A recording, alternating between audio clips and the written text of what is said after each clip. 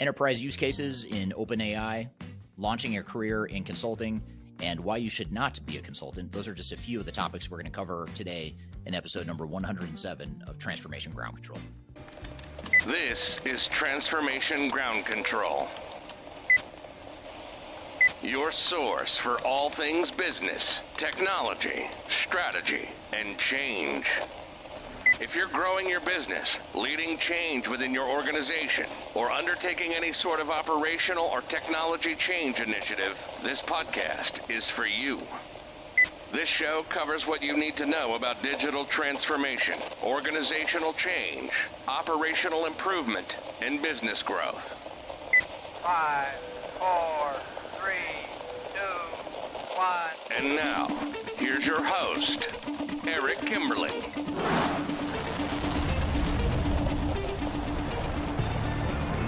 Hello, welcome to Transformation Ground Control, episode number 107. This is the podcast that has everything to do with digital transformation, including the people, process, technology, and strategy sides of change.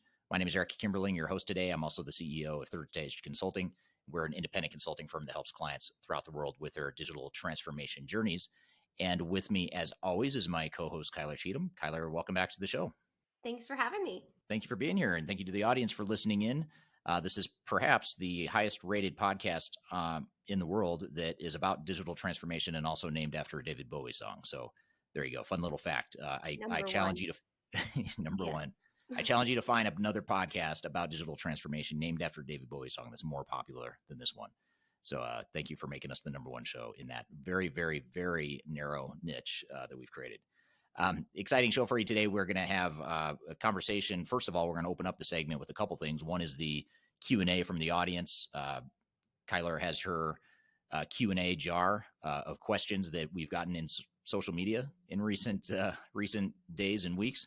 So we're going to take some audience questions from social media.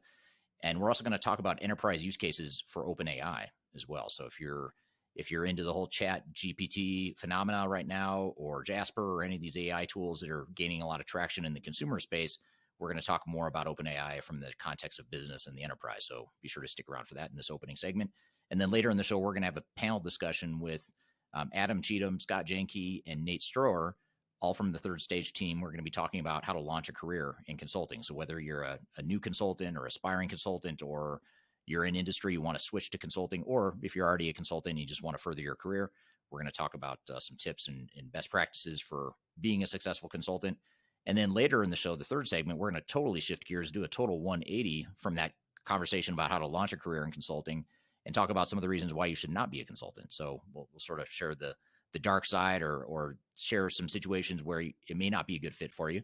So a heavy career focus here today in the two segments later in the show. But before we get to that, let's talk about some of the Q&A topics you've got for us here, Kyler. Yeah, absolutely. Well, let's start with the question jar. So our question jar, for those of you that are new here, I pull all questions from Eric's social media, LinkedIn, TikTok, YouTube, Instagram, so you can post them on there and I can ask him live during the show. If you tag me at Kyler Cheatham, I will see them immediately, but if not, just drop them in there and I'll put them in our famous question jar. So we've got a lot of really great stuff today. So let's start with this one. All right. So this user asked, how can I make management understand the experience needed to lead a transformation? My leadership thinks it can be done by a more junior person, and I have a hard time explaining the experience that is needed to effectively achieve a digital transformation. Good question. And I think that's a common question that I imagine a lot of people listening are either struggling with that challenge right now, or perhaps they have in the past in their current or past digital transformations. But I think the biggest thing you can do to help educate an executive team to understand what the skills required to be successful as a project manager of a digital transformation would be to really paint a picture of what the change entails. And a lot of times executives are focused on more the technical aspect of the transformation, thinking that it's just like managing any other project. You just make sure you're on schedule, on track, that sort of thing. And that's sort of the science of project management, but there's the art of it too that comes with experience and knowing more qualitatively and subjectively how transformations should look. And just to give you an example, when you think about something like organizational change management, it's one thing to say that we're going to have a change plan and we're going to hit all these milestones and either we finished them or we didn't.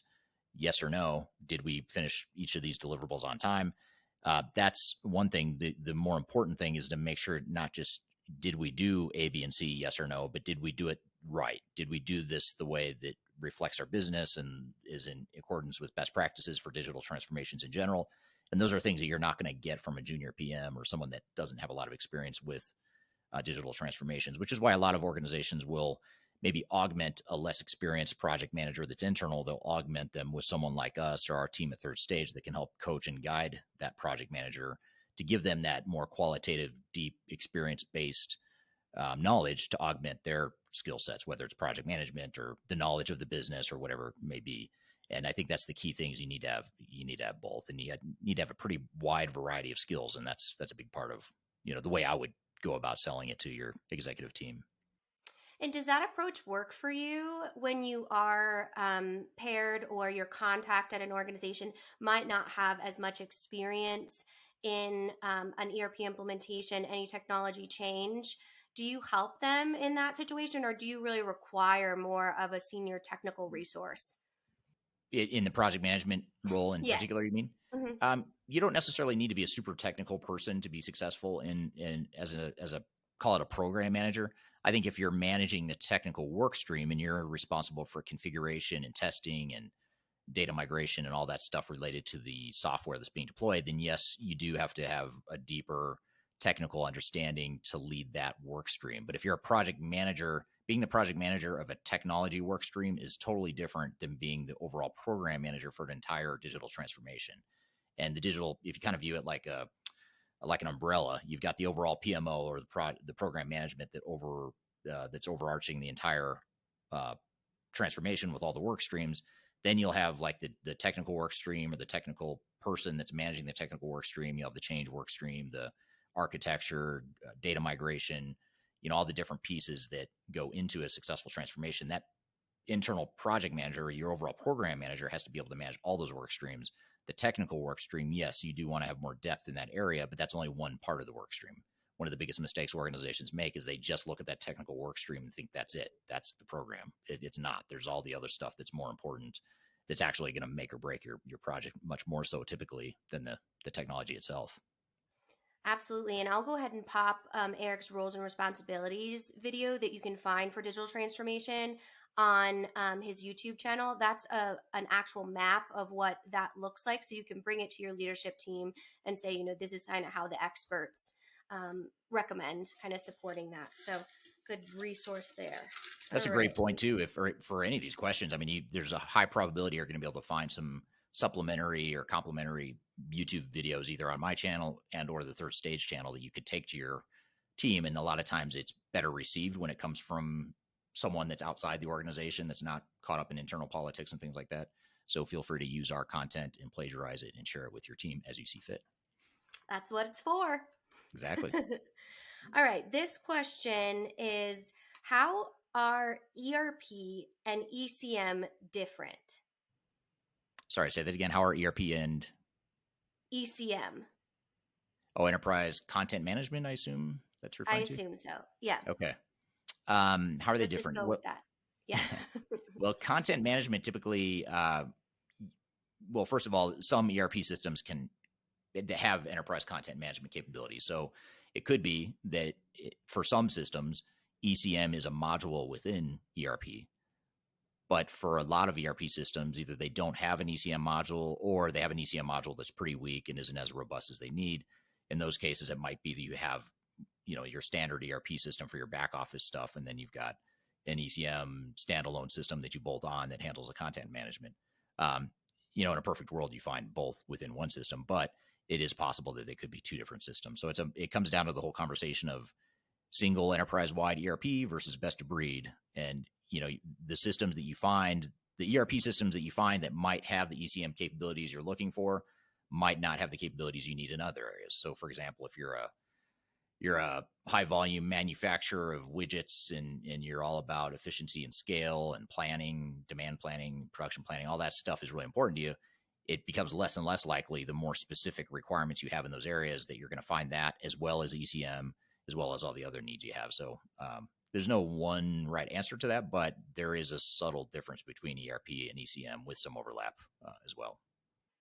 That makes a lot of sense. And I think that was actually from one of your best of breed videos, but it speaks to the need to truly understand your requirements as an organization, and that evolution, as you talk about a lot, to more of that technology stack as opposed to just one system. So if you are an organization that relies a lot on enterprise content management needs, then having that as an application or focusing on a best of breed system is definitely something that we help you kind of navigate, because it can be confusing to understand how you meet the needs of all of your different processes.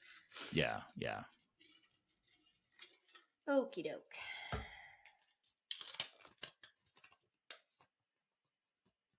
This is a funny one. I think you'll appreciate this one. How can I get vendors to actually show me what I need, what my business needs during demos? That's funny.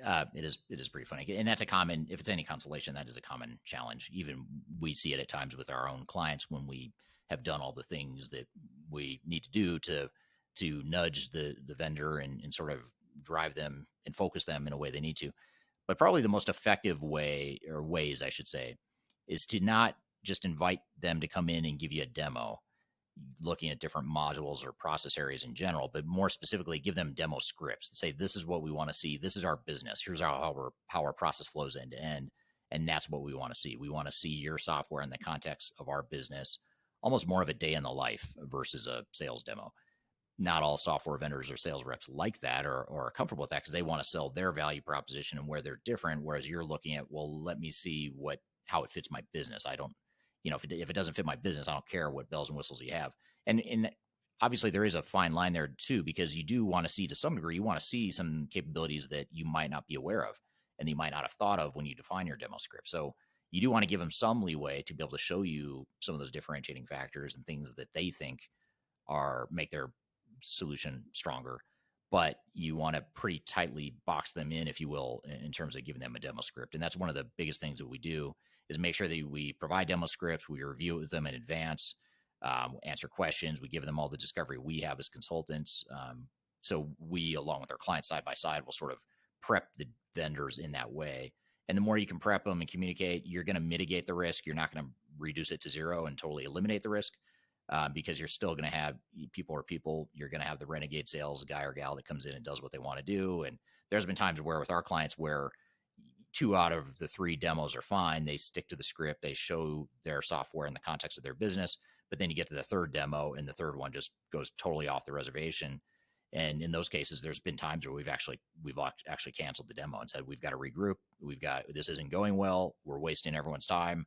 Let's regroup and reschedule a follow-up when we know we can get it right. Or in some cases, we've eliminated that software vendor because it could be a sign that they just can't meet a lot of those requirements and are trying to shift the conversation to where they want it to go. So there's no perfect answer to it. There's a lot of art and science to it, but those are some of the things we've seen work. Absolutely. Those are all great. Alrighty. Let's do one more here. This is actually a great segue because this is a question about being a consultant. So this user said, I am an SAP consultant. Do you think it makes sense to continue to specialize in one product, or are those days over? Great question. I love that question.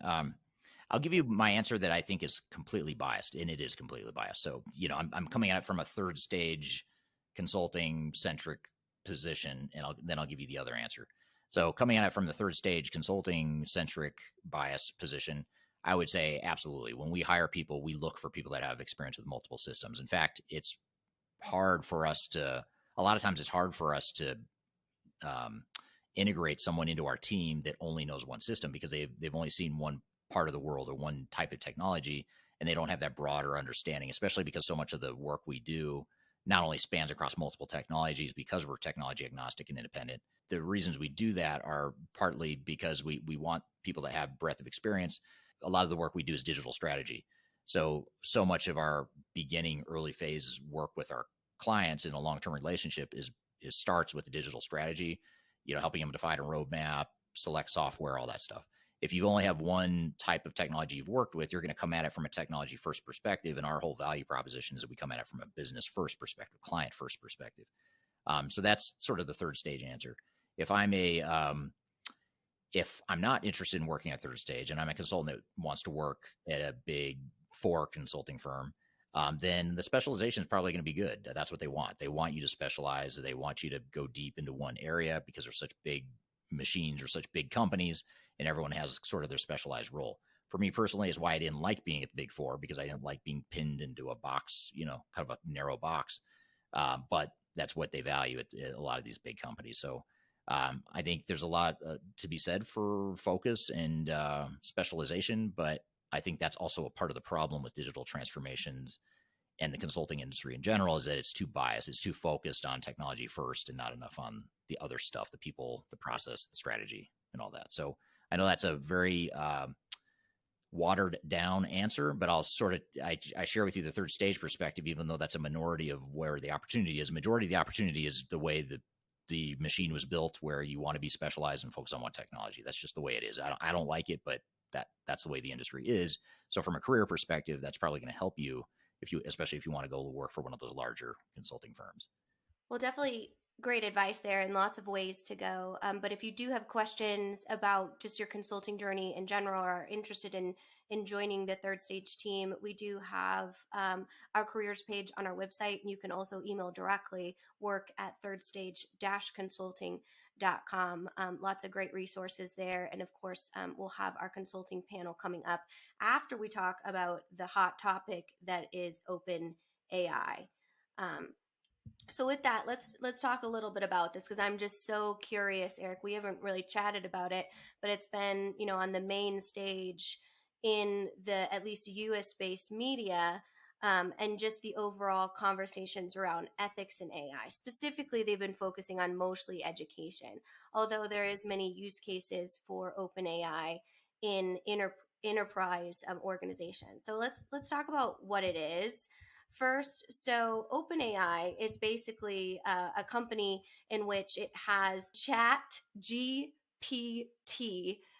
is the system in which it utilizes. So it's an open content format that reads a specific section of the internet and then is able to produce original content. So you can see why this would be a challenge as far as integrity and ethics in AI, specifically in education. Because if you are a student at a university, you can utilize these different platforms to write 30-page papers that aren't going to be flagged for plagiarism. But they do have an actual space for optimization and overall efficiencies in enterprise, which is why they have raised so much capital. So to give you an example of what these systems can do, is they can tell you a joke as a Valley girl, or they can talk to you in an Australian accent. So it is a lot of different functionalities, but mostly what they can do on the enterprise use case side is create a lot of efficiencies in communication. So for example, if you're thinking about it from a change management perspective and you have a massive communication project to go through in your digital transformation, you're able to utilize this system and it will learn from you and what you're writing, and be able to continuously pop out different access points or answers, call to actions, with utilizing the systems, creating a lot of efficiencies and the ability to create a really solid communication plan for your technology implementation. The other thing that it's able to do is dissect any inefficiencies within operations of the organization. So go in there and kind of mine out any areas in which communication is struggling, or that needs some of that efficiencies in overall dialogue within the organization. So that's really the use case for the enterprise. So I'm curious to hear your thoughts on the ethical side, and then also kind of the use case side of, is this something specifically consultants, as you talk about in this episode a lot, should be familiar with when it comes to enterprise technology? Well, it's a good question. There's a lot going on in that question there. I'd say with the ethics of it, it's funny you mentioned that because just the other day, or actually over the weekend, this last weekend, I tried out Chat GPT, even though I want to say GDP, like the economic GDP. That's So it doesn't exactly roll what off I get hold up on every single time. So, GPT. So yeah. Chat GPT is such a hot topic right now and such a hot um, platform that it's hard to get on. I mean, it's the servers are overloaded, and I have to go on at night, like late at night's really the only time I've had success getting on there. Late at night U.S. time, I should say. Um, so while I was on there, though, I was thinking as I was kind of messing around, just using it as a glorified Google, basically just asking it questions about what is digital transformation, what is change management. I just wanted to see what it would come up with. And it's pretty good what it came up with, I thought. And it did make me think with two kids that are teenagers going through school right now, both who, by the way, coincidentally hate writing. Made me think like it'd be so tempting to go tell them like, hey, go check out this tool, but I don't want them to know about it yet necessarily. Although if they're going to figure it out, they'll figure it out. But so it did make me wonder though. So I haven't gone so far as to say is that ethical or not, because part of me thinks, well, it's technology providing content and information that you need. I suppose in school, the whole point is, I guess, sort of like using calculators on a math test back in the day. You weren't allowed to use them, even though the calculator could just do the math for you. So I guess we as humans still have to learn how to communicate, read and write, and all that stuff. So I see the point there that you don't want to, you know, there's some ethical issues at the educational level.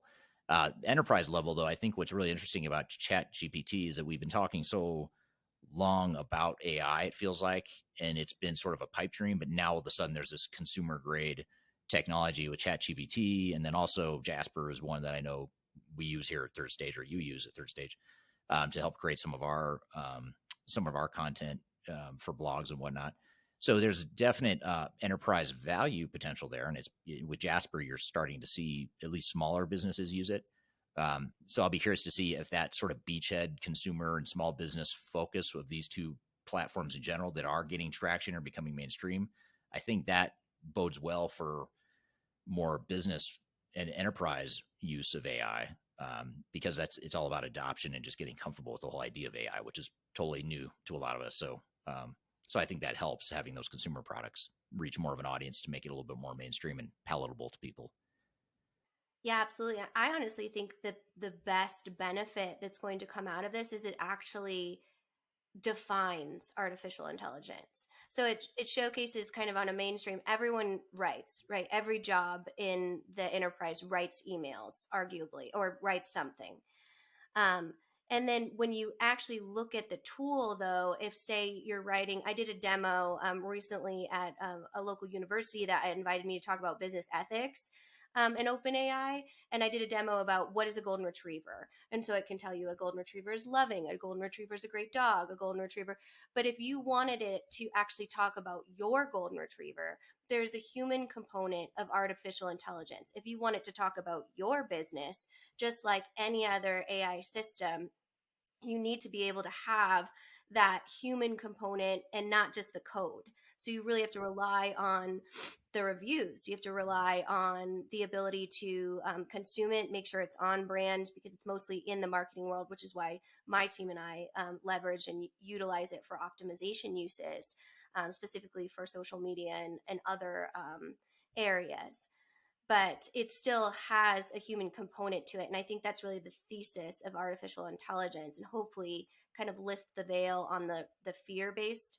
But I find it kind of funny how, people just freak out about the uses of this in the classroom, as opposed to, really saying, wow, isn't this a beautiful new technology? Let's learn together on how to utilize it best within our students. We see school districts here in the United States completely banning it, which we've seen, that really has never worked in the past. I don't know if you've met teenagers in technology, but that's never really been a great factor for them. But I think it's has that really polarizing effect, just like AI does in an organization, and that's where we see those pockets of resistance and just plain fear, because of the unknown. Yeah, I imagine, back when what's it called? The abacus, or abacus, is that what it was? The old pre-calculator way of doing calculations. You go from the abacus, which was even before my time, even though I'm old, I'm not that old. And then you had calculators after that, and then now you can just say, hey Siri or hey Alexa, what's the square root of 144, and it'll do it for you. And so I guess it's always been, technology's always sort of threatened to upend education in some ways. So I suppose it's really no different than that. It just might feel like it's on a bigger scale now, and maybe it is on a bigger scale. The advancements in AI, especially compared to a calculator, but at the time, it's all relative, right? It's a big disruption, and we've through history found ways to work around it. So hopefully, we'll continue to do that. Yeah, it will certainly be interesting to see what happens. And for our audience, as always, if you have experience with OpenAI, or let me try it again, Chat GPT, then then we would love to hear about what that looks like, or what you think it might be able to benefit your overall enterprise technology as well. So definitely a hot topic. We'd love to hear from the audience to see kind of, do you see it as a use case or a benefit to your organization? Yeah. And you may have heard Siri talking in the background. Apparently, Siri heard me say its name or her name. And so she was listening that entire time. So I'm terrified to know what she's going to do with that information she just captured from this podcast. Yeah. Well, if you remember last week, my device, which I will not say the name, sang "Wheels on the Bus" nonstop, because that's what my toddlers. That's my life, is I just hear Right. wheels on the bus, wheels on the bus, wheels on the bus. So I remember those days. Young kids and their music. Oh man. Well, I think it's definitely that emerging technologies is something that our consultants really enjoy being on kind of the forefront of it. Yep. And I'm definitely excited for this panel, because I don't know if our audience understands, but the caliber of experience in this panel is pretty incredible. It can rival any other big conference consulting panel. They have years and years and degrees of experience in all types of organization and all types of organizations. So definitely excited to learn from that wealth of knowledge. Yeah, I think it's probably over 100 years of combined experience on this panel discussion we're about to have. And on the panel discussion, we're going to talk about how to launch a career in consulting. And we're going to have Adam Cheatham, who's our managing director at Third Stage Consulting. We have Scott Janke, who's a director at our U.S. office. And then we also have Nate Stroeher, who's a practice lead, coincidentally, all based here out of the U.S. Or out of our U.S. office. But we're going to have those three guests on the show here in just a moment to talk about how to get started in consulting, how to be more successful in consulting, and how to switch careers if you're looking to switch into consulting later in your career or mid-career. We'll talk about that as well. So we're going to have them on the show here when we come back from a quick break. You're listening to Transformation Ground Control.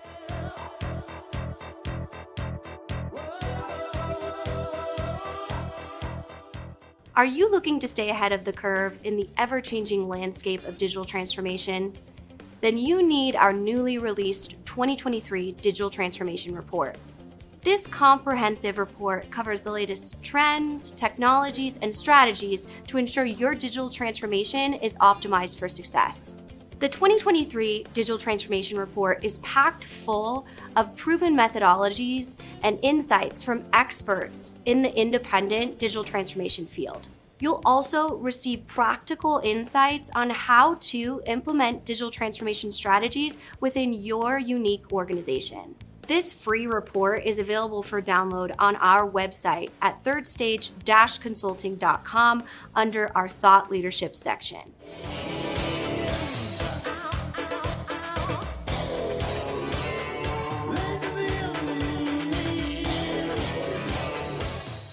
Hello, welcome back to Transformation Ground Control, episode number 107. You can find new episodes of the show every Wednesday on YouTube, LinkedIn, Facebook, and Twitter, as well as audio podcast platforms throughout the world, including Apple, Amazon, Google, Spotify, etc. So be sure to check that out every Wednesday.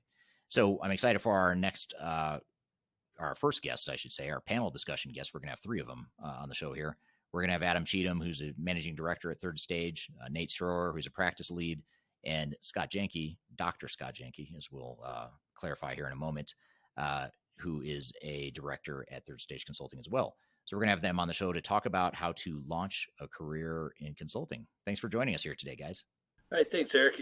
Nate Stroeher, and I am a third stage consultant, practice lead, and have been in the consulting field for roughly 20 years. After I graduated from grad school, went to work for Deloitte Consulting and have a variety of different consulting experiences throughout my career, mostly in the digital transformation and the financial analytics field.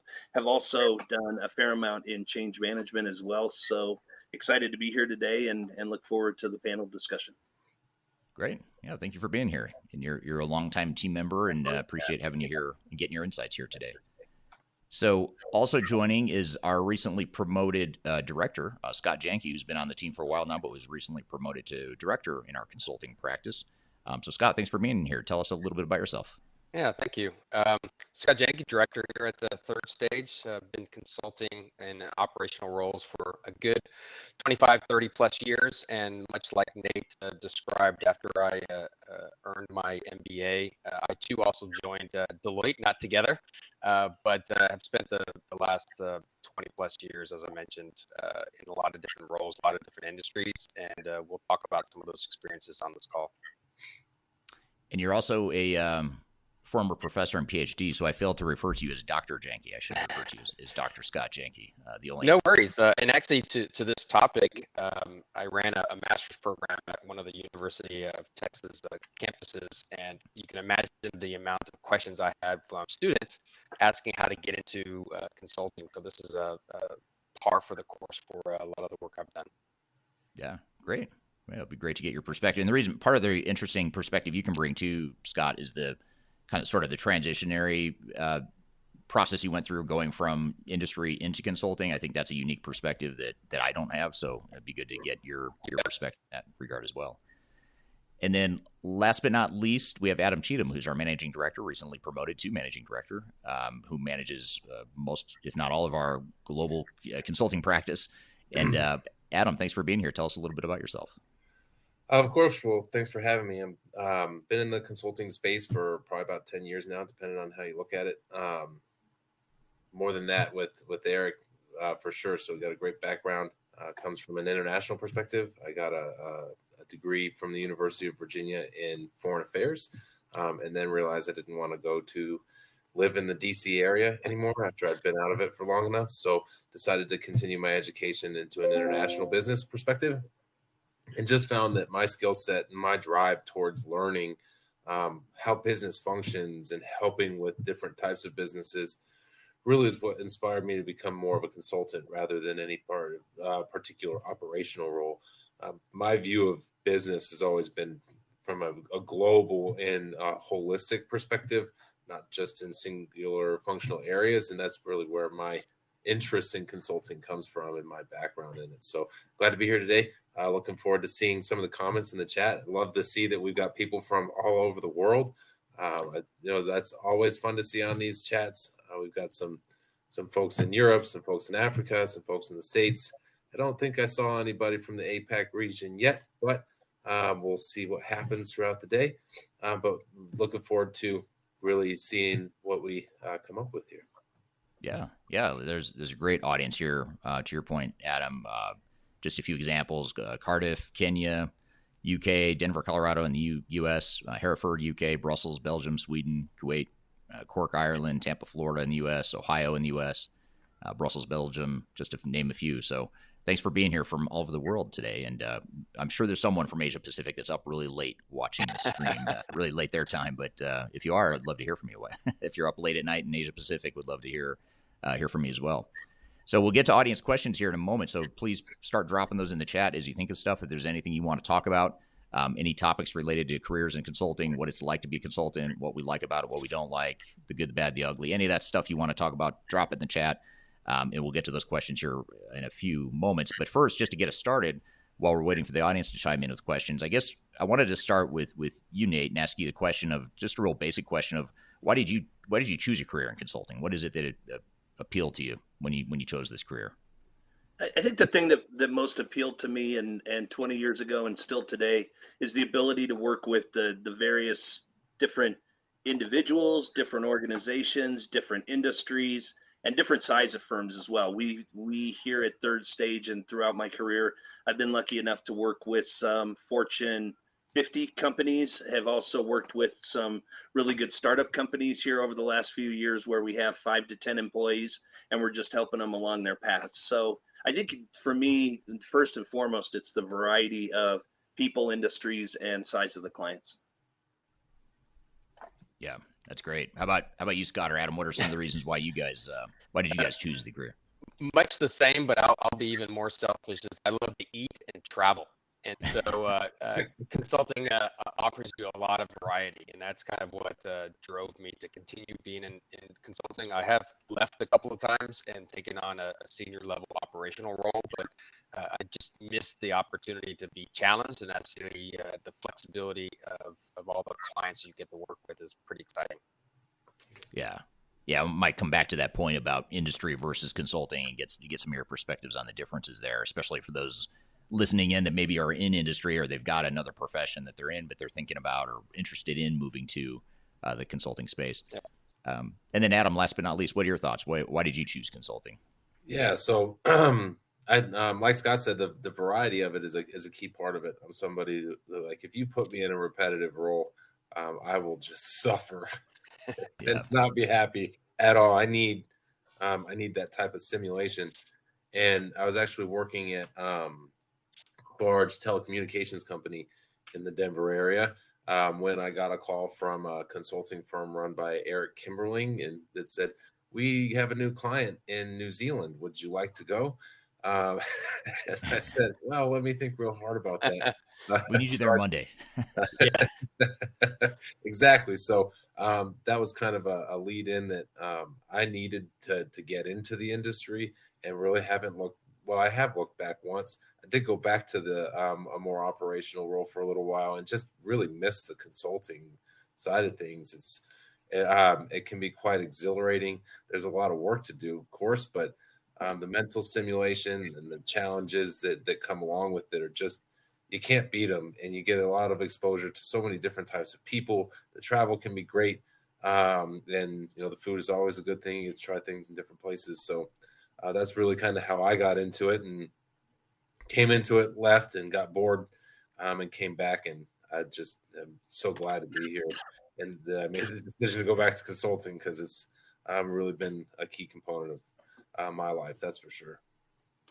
Yeah, that's interesting to hear that perspective of kind of going back to industry and then realizing how much you miss it, because I've never done anything but consulting, and I always wonder what would I do if I wasn't doing consulting, and I have no idea what I would do, and I can't imagine You'd be another so career. bored.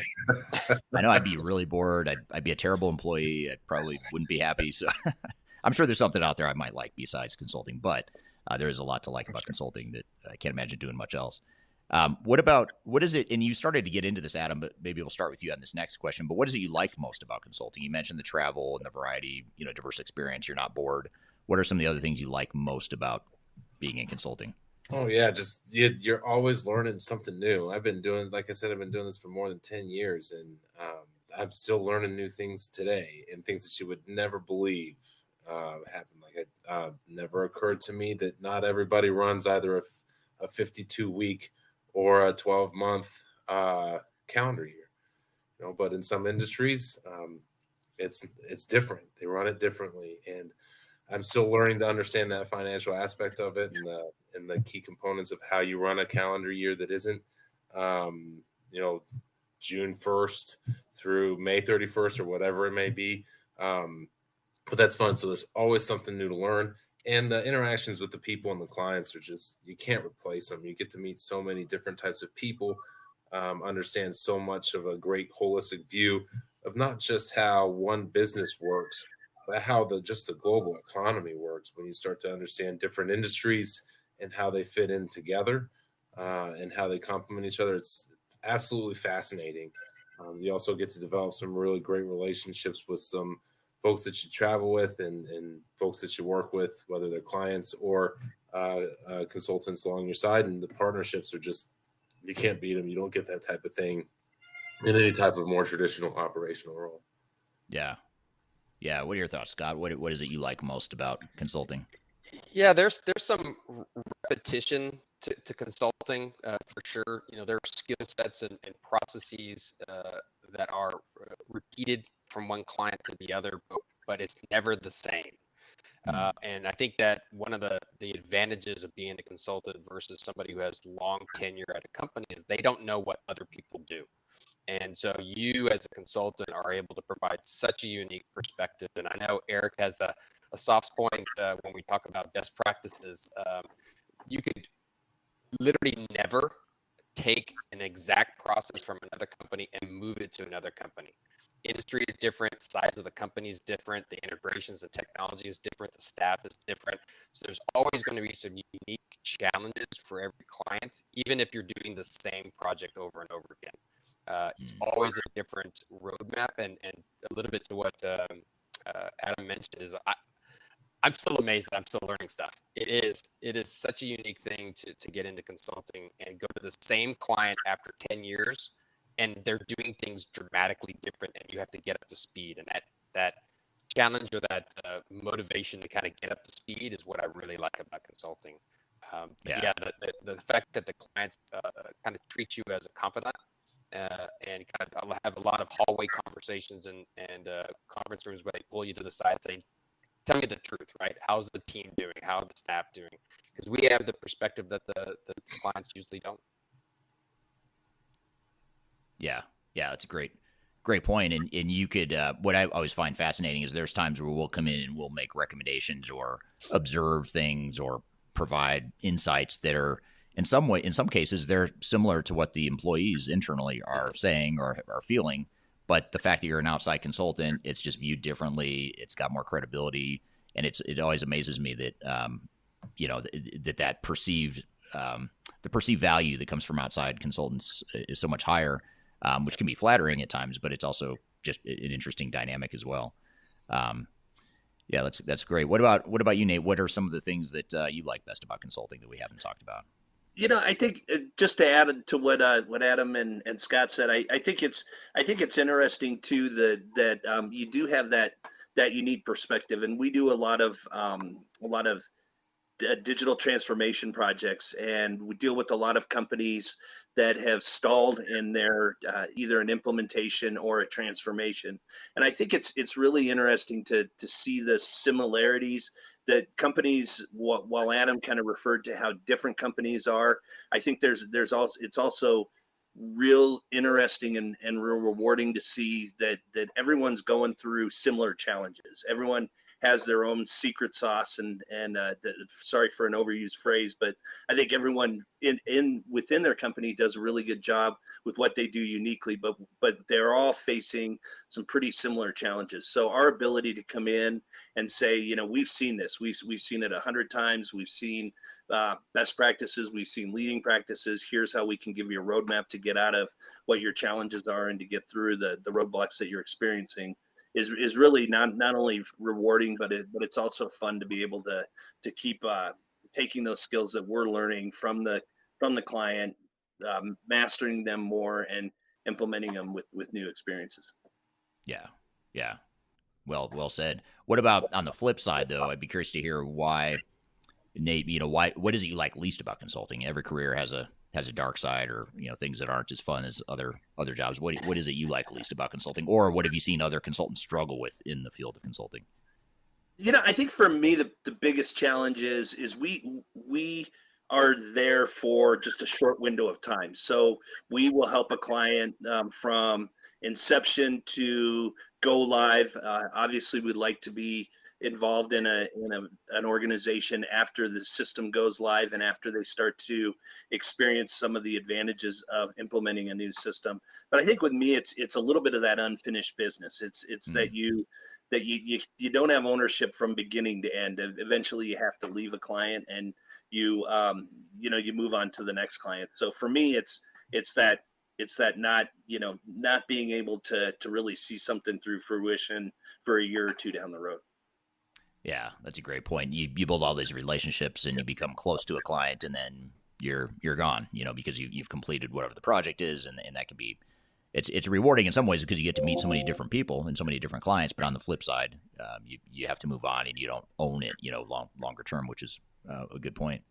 How about you, Scott? What is it you like? What are some of the things you like least about it so far? Yeah, it's kind of the literally the opposite of why I like it.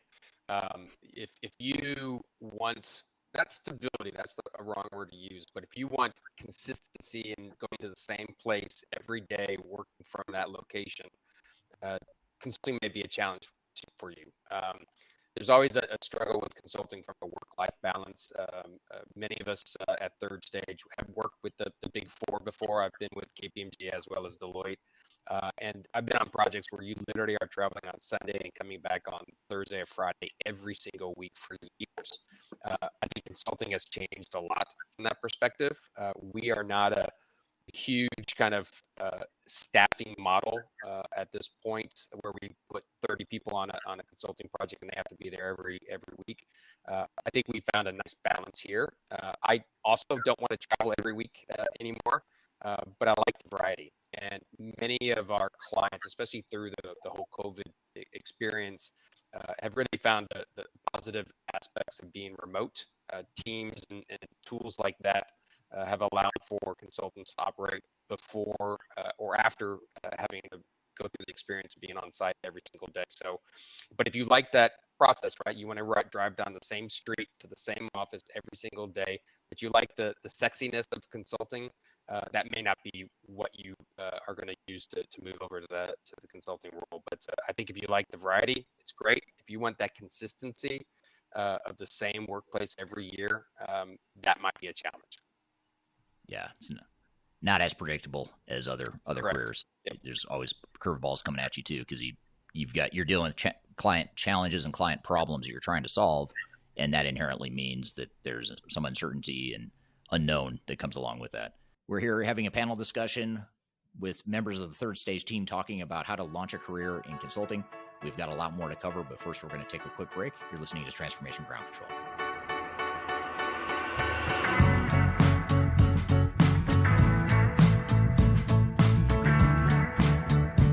If you are aiming for transformation success, turn to Third Stage Consulting Group. Third Stage's independent and technology-agnostic consulting team helps clients define their digital strategies, define their roadmaps, and manage their transformations. With offices in the US, Europe, and Australia, our team helps the world's most forward-thinking organizations through their transformation pitfalls and risks. If you are embarking on a digital transformation or business change initiative, contact Third Stage Consulting to see how we can help you reach the third stage of transformation success. Learn more about us and download independent reports, videos, and other best practices at thirdstageconsulting.com.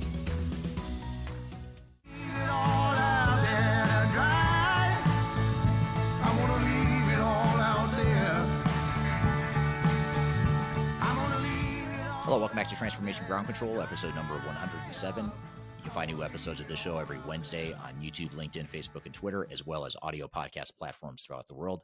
We're here having a panel discussion to talk about how to launch a career in consulting with several of our team members from Third Stage Consulting. Let's jump back into the conversation. How about you, Adam? What are some of the things that you dislike the most or have seen other consultants struggle with in the consulting field? Well, I think I'd rather take it from a perspective of what I've seen other consultants struggle with, because I love what I do and I bury myself in it sometimes to the detriment of,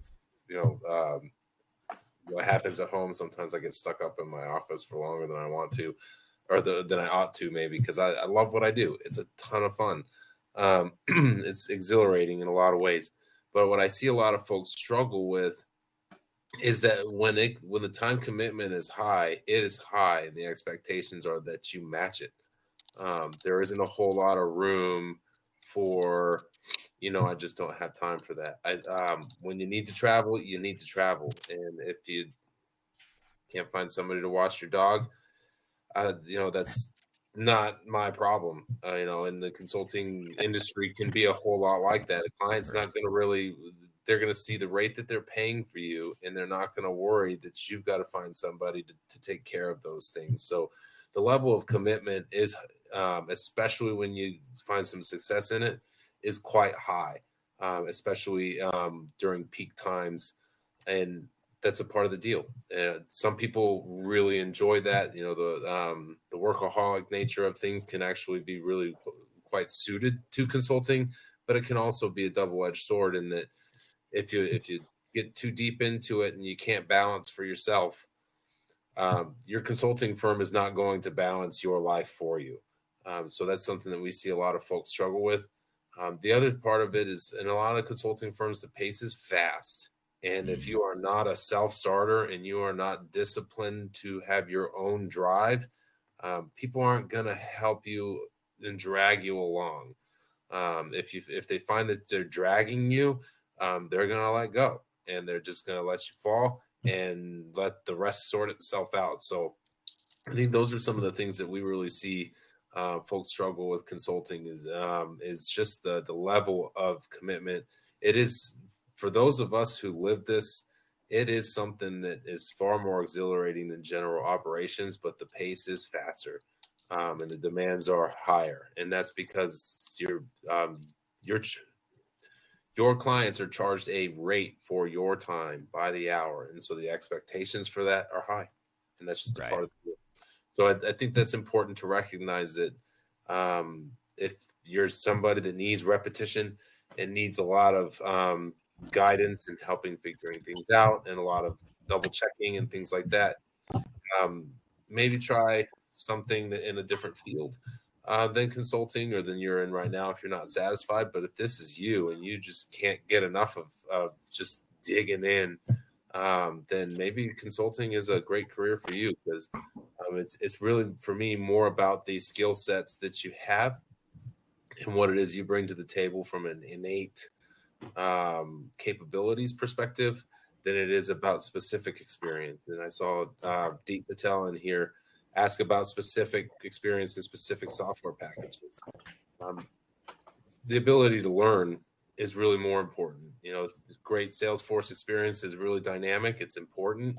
But at the same time, the ability to learn what other software packages can look like and to apply the lessons that you've learned in working with Salesforce to those other packages and knowing where it is they are complementary in nature, that's what makes a good consultant, being able to leverage your experiences into something bigger rather than something more niche and minute.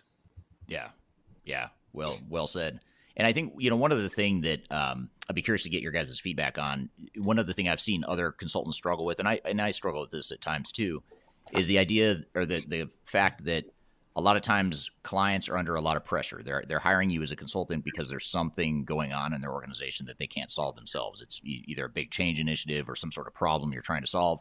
And with that comes a lot of pressure, and your problems or the client's problems become your problems as a consultant. And oftentimes I found that you end up spending a lot of your time as sort of a therapist. You're a therapist for the clients because you have to listen, you have to understand, you have to empathize, you have to understand the pressure they're going through. And I've seen a lot of consultants struggle with that, where the pressure of that and the just the stress of that gets to them. Have you guys seen that or had issues with that yourselves?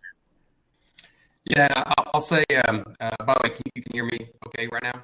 Yep. One of the things that we talk about from a project management perspective, but it also speaks to your role as a consultant on the client side, is what is your definition of success, right?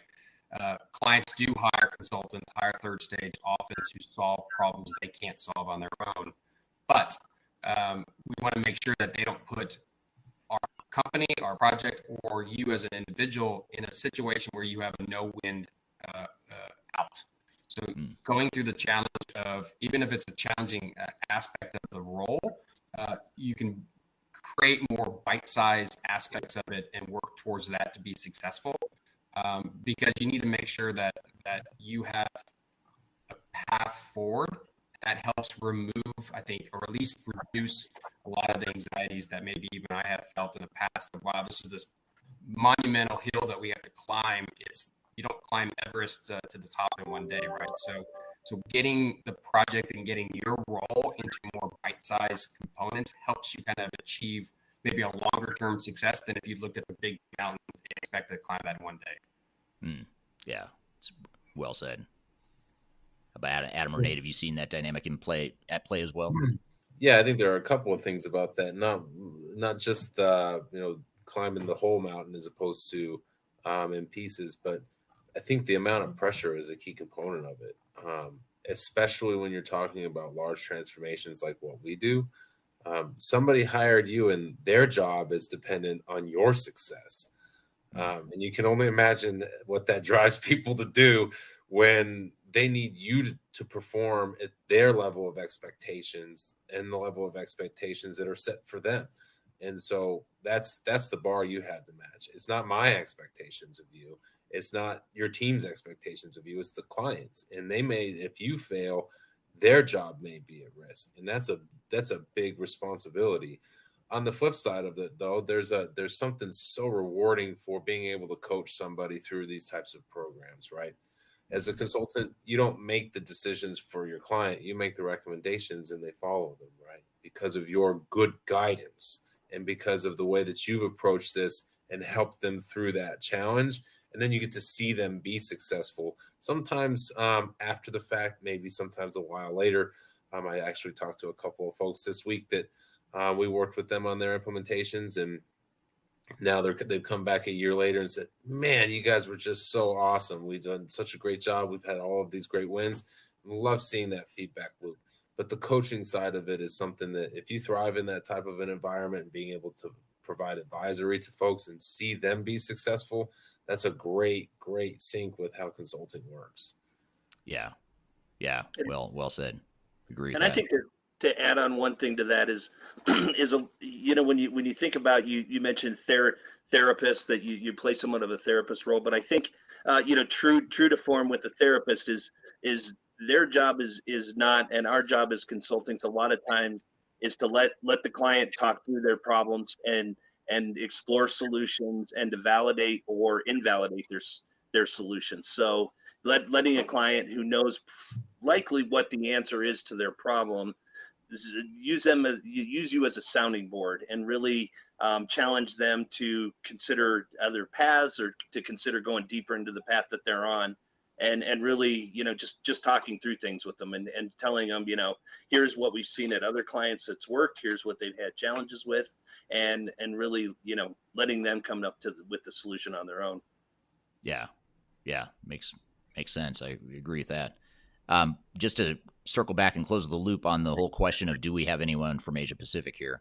I have spotted our first known person from Asia Pacific. We have Suwana on YouTube who's joining from Thailand. So thank you for being here super late at night, Suwana. We got a couple of India folks from India in there too. Yeah, it's true. Yeah, there are several from India here. In fact, here's a comment from Sarika from India. And Sarika says, I'm being a consultant for the last 15 years, especially in ERP, payroll, CLM, and S2P.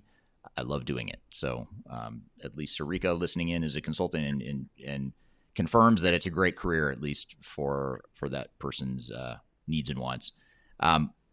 We talked about the question about how important it is to have experience with multiple systems, types of technology before you get into tech consulting. I guess maybe just to build on that question a little bit, even though we answered that question already, it sort of triggered another thought, which is how do you, a lot of times I get questions on social media from people that ask, what system should I focus on? If I'm going to pick, I know I want to go into tech consulting. Should I pick Salesforce? Should I pick SAP or Workday or Oracle or Microsoft? Do you guys have recommendations on that? I know it's a little bit hard for us to answer that question, I admit, because we're independent and technology agnostic and we as a company deal with multiple technologies, but that's pretty rare. Most consulting firms focus on one type of technology. So what are your guys' thoughts of that? What advice would you give to someone who asked that question? I think you can, I'll jump in, and I think there's two different paths, and I think we deal a lot with very technical resources. So we deal with people that will come in and they're going to be the Salesforce expert. They're going to help you set up the system, configure the system, know how to set up the security and the roles and all those really technical side. And then we've got people, and I think it's Scott and Adam and I probably fall in more into that field where you're comfortable with technology. And I don't want to say that all technology is the same. Obviously it's not, but I think it's in consulting, it's getting that rhythm and getting that familiarity and getting that comfort level with technology and coming in and learning enough about the technology that you're able to add value to your clients, but not being so deep that you pigeonhole yourself into one specific technology.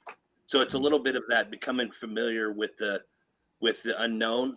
And it's also, like I said, you can choose a role that lets you get really deep into one product, but then you really are deep into that one product. Yeah. Yeah, going back to kind of my previous role as faculty, a lot of students would ask me that, right? Where do I go from here if I want to get into consulting? And really, the ask from me is to really focus on what you think are your inherent skill sets that you've developed in school, what you've developed in work, and also what your industry focus is, because that would then drive what tools that you might want to get into. I will say it really kind of depends on whether you're 23 or you're 42, because how you get into consulting, if you're not already in it now, is through networking, it's through what you know or what you can do.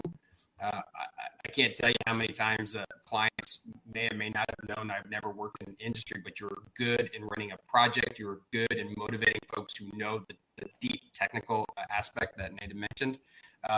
But the project was successful. So it's more about, do you want to be a developer? Do you want to be somebody who builds integrations? Or do you want to work in a space where Salesforce, SAP, Oracle, Inforex, Epicor exist? And the knowledge of the tools will come. I will tell you that I don't think any of us on this call could program an application. If we did, it's such a dated software language that it's probably not applicable anymore. But I would say that being able to speak the lingo and understand what the lingo is, and being very clear about what you feel comfortable within your wheelhouse versus the stretch that we'll talk about maybe before we close out, is really more important than do I focus on one application or not. It's just a function of, you can always go to work for a software company themselves if that's the space you want to work in. But from a consulting standpoint, those consultants that we supply to clients on the third stage are much more focused on the process of getting a project over the finish line than it is the technical nature. Because as Nate mentioned, many of the software companies will provide technical resources on an implementation. We are there to be the glue to get them over the hump. And you will just pick up technology as it happens. I just don't think that I can answer your question straightforward, Eric, on which technology to focus on. Well, a lot of it depends too on the type of consulting firm you want to work for. Sure. If you want to work for one of the really big system integrators, you pretty much have to specialize. I mean, you have to not only pick a software, but you also have to pick a module typically within that software to specialize in. And oftentimes you're picking an industry as well. And so it becomes a little bit more specialized, I'd say, for some of those larger firms. But you look at a mid-sized company like Third Stage, that, we've got 70 people, not hundreds of thousands of people like some of the big system integrators, where, we value more breadth of experience, having understanding of multiple systems. Of course, that has less to do with our size and more to do with the fact that we're technology agnostic and independent. But a lot of those bigger firms do specialize. And then I think as you go to some of the smaller firms too, though, I think that's where the breadth, becomes more relevant than the depth necessarily. I will add to that, if you don't mind, Eric, is that even if you start with a big four and work in a particular industry, a particular technology package, eventually you're going to have to get out of that. Most people want to grow in their role, grow within the organization. And at some point, you're not going to be a technical analyst anymore. So even if you take that path, you need to understand what it takes to get to leadership, to a management role, if you want to do that, obviously. And that's where the skill sets that we're talking about related to the third stage really comes into play. But I agree with you, Erica. Bigger firms, you're going to jump in there, but you may not stay there very long if you want to. Yeah, absolutely. Yeah, I actually really like that point where I always thought about in my career, and when folks come and ask me, how do I build a career in this type of a field? It's not about the job you're about to take.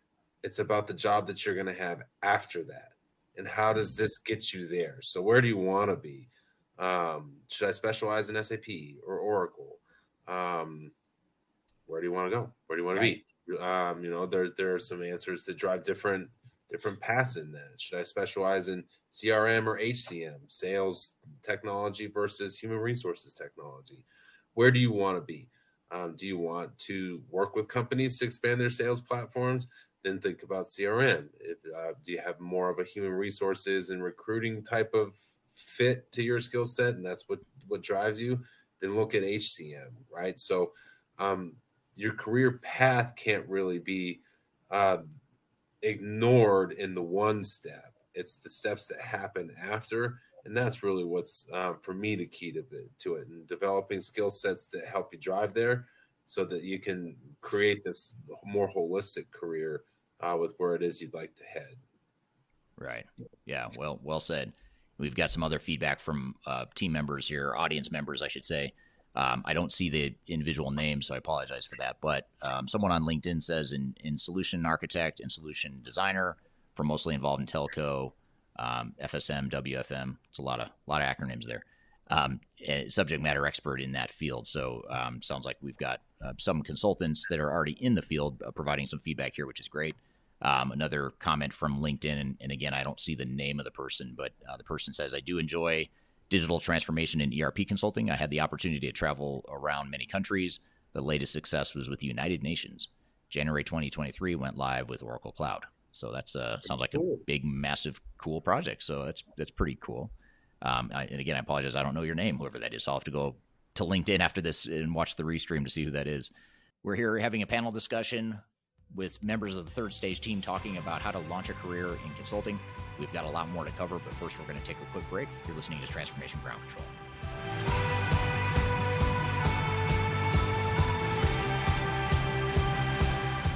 If you are aiming for transformation success, turn to Third Stage Consulting Group. Third Stage's independent and technology agnostic consulting team helps clients define their digital strategies, define their roadmaps, and manage their transformations. With offices in the US, Europe, and Australia, our team helps the world's most forward-thinking organizations through their transformation pitfalls and risks. If you are embarking on a digital transformation or business change initiative, contact Third Stage Consulting to see how we can help you reach the third stage of transformation success. Learn more about us and download independent reports, videos, and other best practices at thirdstage-consulting.com.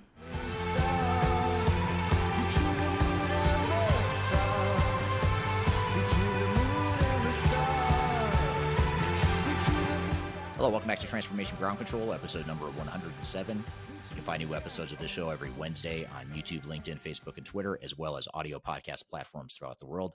We're here having a panel discussion to talk about how to launch a career in consulting with several of our team members from Third Stage Consulting. Let's jump back into the conversation. Here's a question, though, from an audience member on YouTube.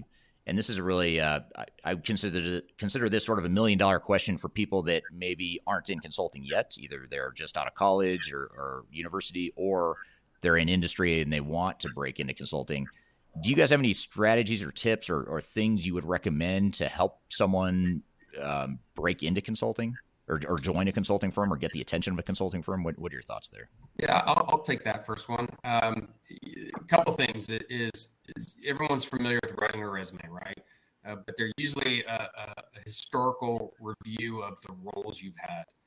The first step I would consider is if you know anything about project management, and if not, obviously, internet's a great source of that. Try and identify the skill sets that you have already in place, independent of the roles that you've had. So if you've led a team, period, no matter what industry, no matter what you've done. So kind of focus on that a little bit as well. But one of the things I'm really, I guess I shouldn't say surprised, but I'm highly encouraged by a lot of the clients that we've worked with in the past. There are internal consultants, they just never call themselves that. And so there are almost an endless list of projects that never get started within an organization because nobody wants to take the initiative to pony up working on a task team or working on that aspect. So I would highly encourage you to seek out opportunities if you are fully employed right now of helping the company do things outside of your wheelhouse. And that's going to be a great way to figure out whether you like that, but also would help you in conversations with consulting firms to demonstrate that initiative and also describe what you've learned in there. I teach or used to teach project management along with operations, and it's amazing just the lingo of being in my class has helped a lot of the students get either internships or jobs after graduation because they know what a work breakdown structure is. They know what a project charter is. And so getting your hands wet internally within your own organization is probably a great way to figure out if you like it first, and second, whether you can parlay that into a job in consulting if you want to leave.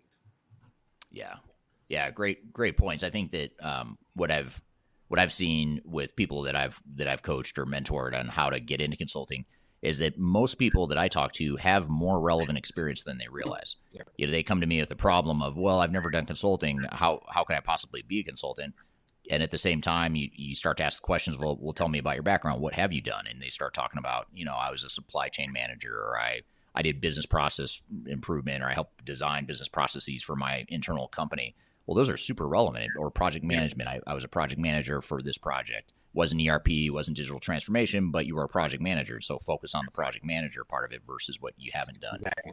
And I think there's a lot of that. Even someone out of college, it's a little bit harder if you're just coming out of university. But if you're coming out of your university, first of all, if you're in university, I would highly suggest you get an internship or something that gives you some sort of relevant experience, because that will be a game changer for you in terms of getting the attention of recruiters. But beyond that, you also look to the things you learn in school. If you can, to your point, Scott, if you can talk the lingo, what's important, you can at least speak the language of consulting, then that's going to have a huge impact on getting the attention of people as well. I want to throw in something else that's kind of an interesting take on it. That it's not it's a service-oriented industry, right? This consulting is professional services. That's what we do. And right. Being service-oriented is a key component of, at least an indicator of success, I think, within the consulting industry on the whole. My background before consulting starts with fine dining and food service, understanding somebody's needs and then helping them address them. Now, from a consulting perspective, that's a whole lot more complex than steak or chicken, right. But still, your role is to meet somebody where they are and understand what it is they need. If you combine that with a general and holistic approach to understanding how business functions, and you're in a pretty good spot to leverage some skill sets that are important in consulting. Now you throw in some more industry-specific knowledge, some skill sets like program management, business analysis, business liaison, those types of things, networking, and you've got a skill set that could work in this space. That's important as far as I'm concerned, more especially at the starting rate, at the starting line, than the 40 years of experience in this industry. Yeah, now you're a subject matter expert that has a very specified role, but from a breadth perspective, I can take those skill sets and I can apply those and I can help you learn the depth.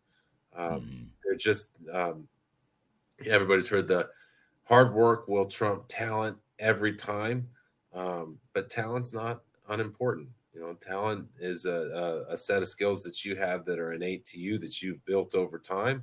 That's, if you're just starting to get into consulting, find the right firm, like a Third Stage or somebody else that can help you hone those skills and apply them, teach you how to do that, then you're in a real great spot to start working into the industry long term.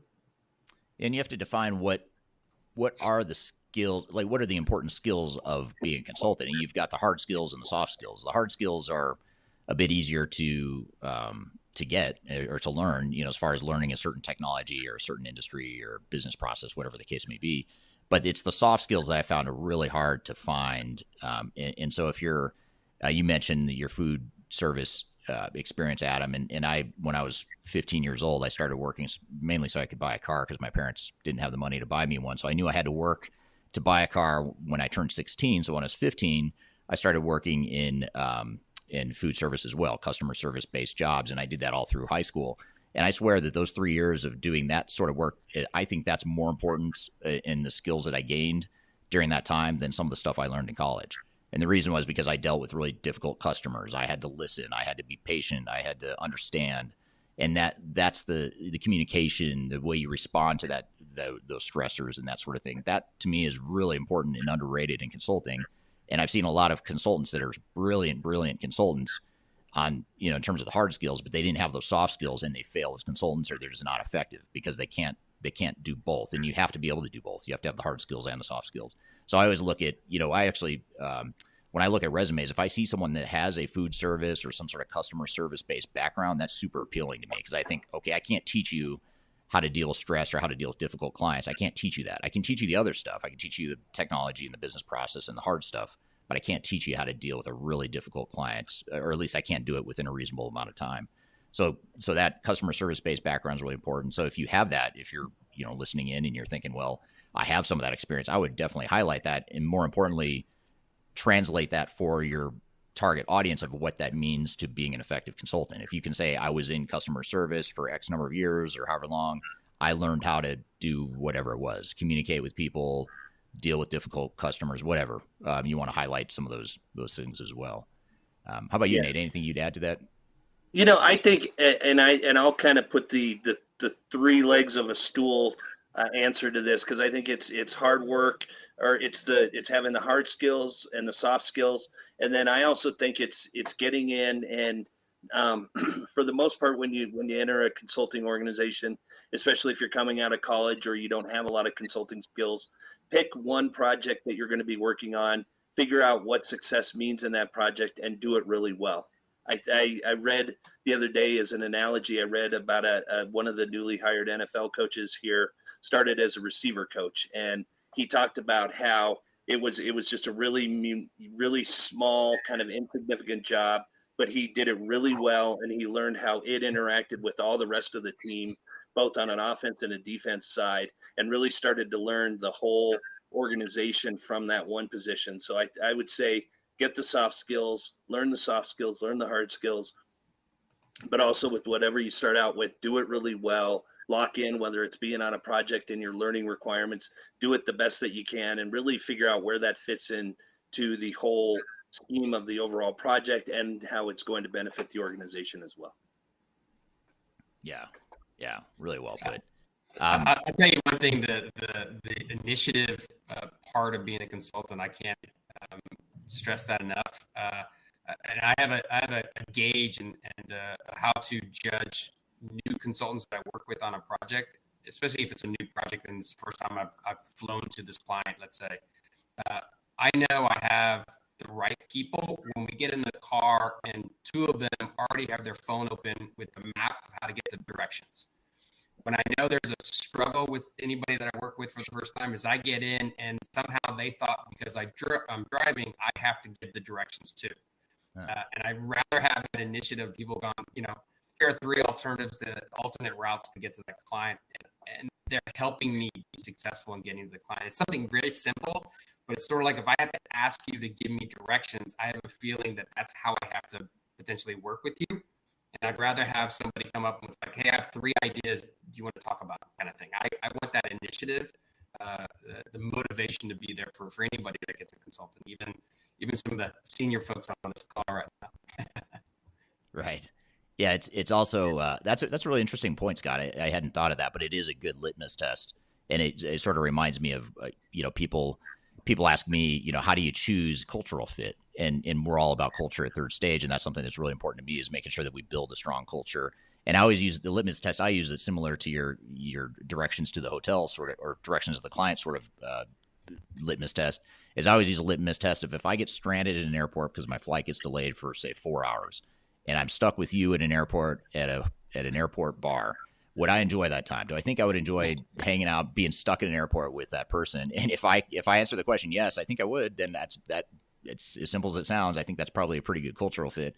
If I feel like, no, that'd be kind of a drag, I don't know if I'd enjoy that time, then that might mean it's and that sounds super superficial in some ways, but in other ways it's you have to look at those simple little things to see, to gauge cultural fit.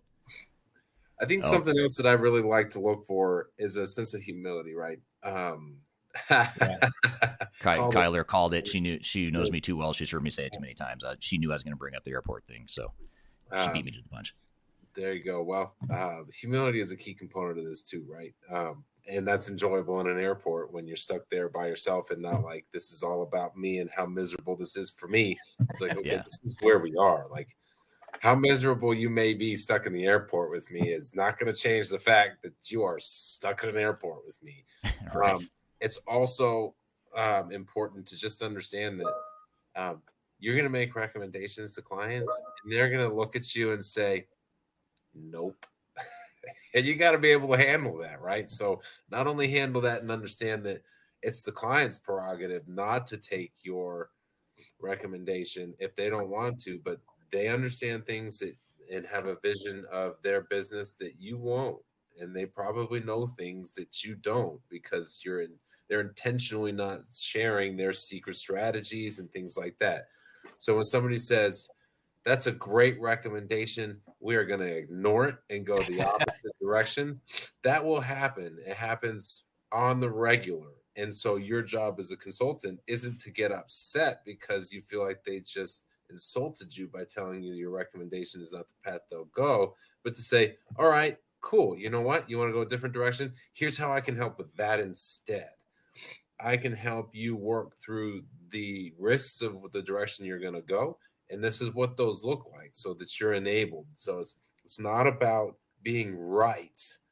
It's about being service oriented, and a humility to that is something that I've seen some consultants that don't have really struggle with clients who say, nope, not going to do that. We're going to do something totally different.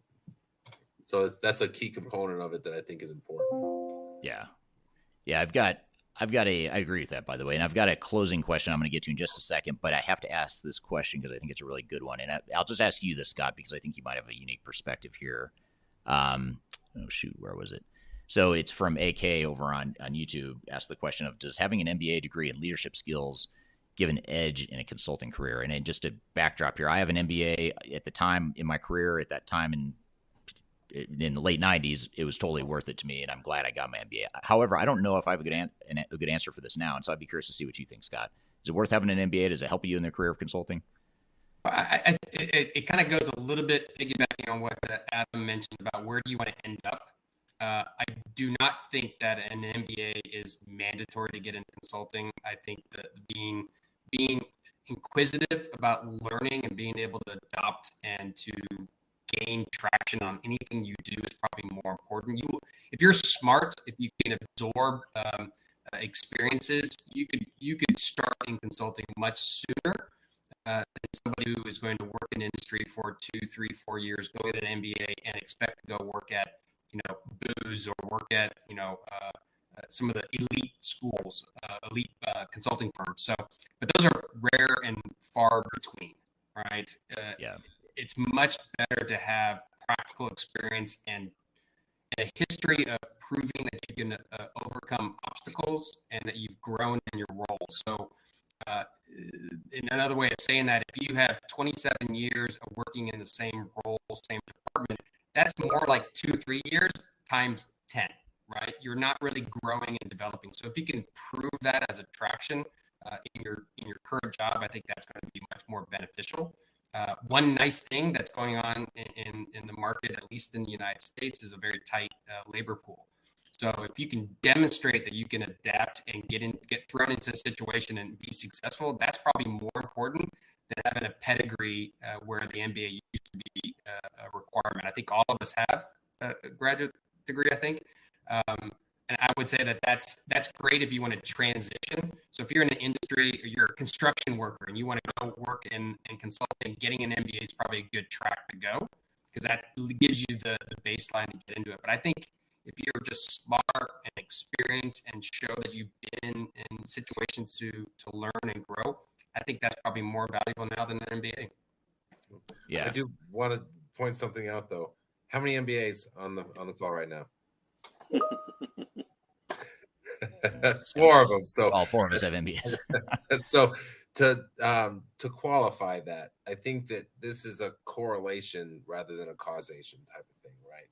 The type of folks who go and get an MBA they're inquisitive by nature. They are seeking knowledge, which is a great skill set to have for a consultant and highly correlated towards success. So an MBA doesn't mean that you're on a consultant track, and you don't have to have an MBA to be on a consultant track, but they are correlated in nature because they share some of the same types of skill sets and inquisitive natures that drive both industries. So I think that's important to note. But at the same time, it's background comes in many different forms. Diversity of background is a key component to a large consulting firm, and something that we look for at Third Stage as well. So it's not like we say, all right, that person is an MBA, they get a job. It's can they add value with the diversity of their background that they bring to the table? Let me qualify, because I'm not disagreeing with you, Adam. It's that education is important. The degree is less. Education is very important. I have many degrees and many certifications, so I'm not speaking from a platform of just wing it and just get job experience. It's education, learn, and use that correctly. I know I've had technical folks that I've worked with that have 15 different acronyms after their name. They couldn't talk in a meeting. They couldn't lead somebody at all, right? So education or degrees just for the sake of it, maybe not. But if you parlay that into what you know, who you are, you can probably be successful in a lot of different avenues. Yep, agreed. And there's a lot of ways to get the skills you need too. Beyond an MBA, you've got PMP certifications or ProSci certification if you're interested in change management. There's Lean Six Sigma certifications. There's a lot of lower hanging fruit, I guess you could say. If you're willing to invest some time and money, maybe not 2 years for an MBA and however much money it costs to get an MBA nowadays. There's other options as well. So there's a lot of different ways to develop the skills you need. And I think the key is to recognize and be creative about how you develop those skills and how you sell those skills to your potential consulting employer. So really good stuff. I really appreciate your guys' time.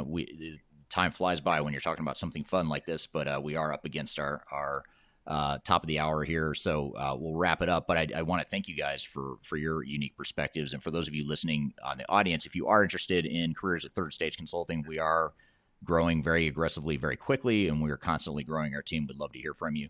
You can email you could ping any of the four of us on LinkedIn. So if you find us on LinkedIn, you can ping any of the four of us that are here on the panel, or you can email work@thirdstage-consulting.com. All right. Thanks, guys. Thanks for being here. That was a great conversation. Time flies when you're having fun, and we definitely could have spent a lot more time on that topic.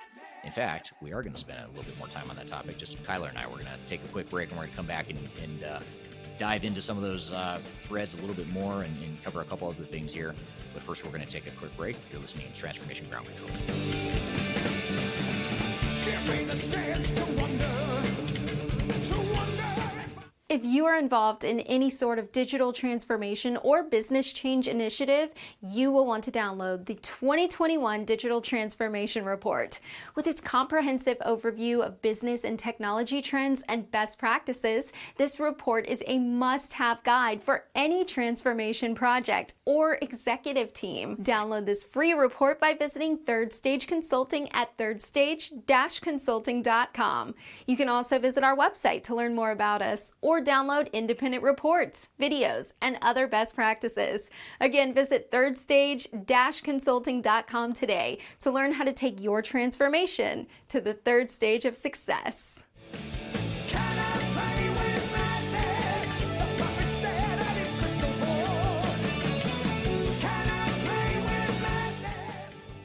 Hello, welcome back to Transformation Ground Control, episode number 107. This is the podcast about all things related to digital transformation, including the people, process, technology, and strategy sides of change. Thank you for being here today. We just had our guest on the show, our panel discussion to talk about how to launch a career in consulting. What were some of your thoughts and takeaways from that conversation, Kyler? Well, it's an interesting dynamic because you have some folks that have spent their entire careers as consultants, and then you have others that had worked on the industry side too, and you see kind of how those ebb and flow together. So the experience piece of that, I think, is nice, in just saying that you can be a career consultant, but you can also have a career on the enterprise side or on the industry side and come over to consulting if that's something that you feel as though is the right choice for you. And a lot of kind of entrepreneurial skills and observations there of the need for learning of the need for understanding different businesses and the passion around that. And that's really kind of, the thesis of what we do at Third Stage is come in and really become experts in business operations and technology within a unique organization, and then bring our industry expertise to provide the best recommendation that's going to maximize business value. So it's kind of cool to see behind the scenes of how all of that happens.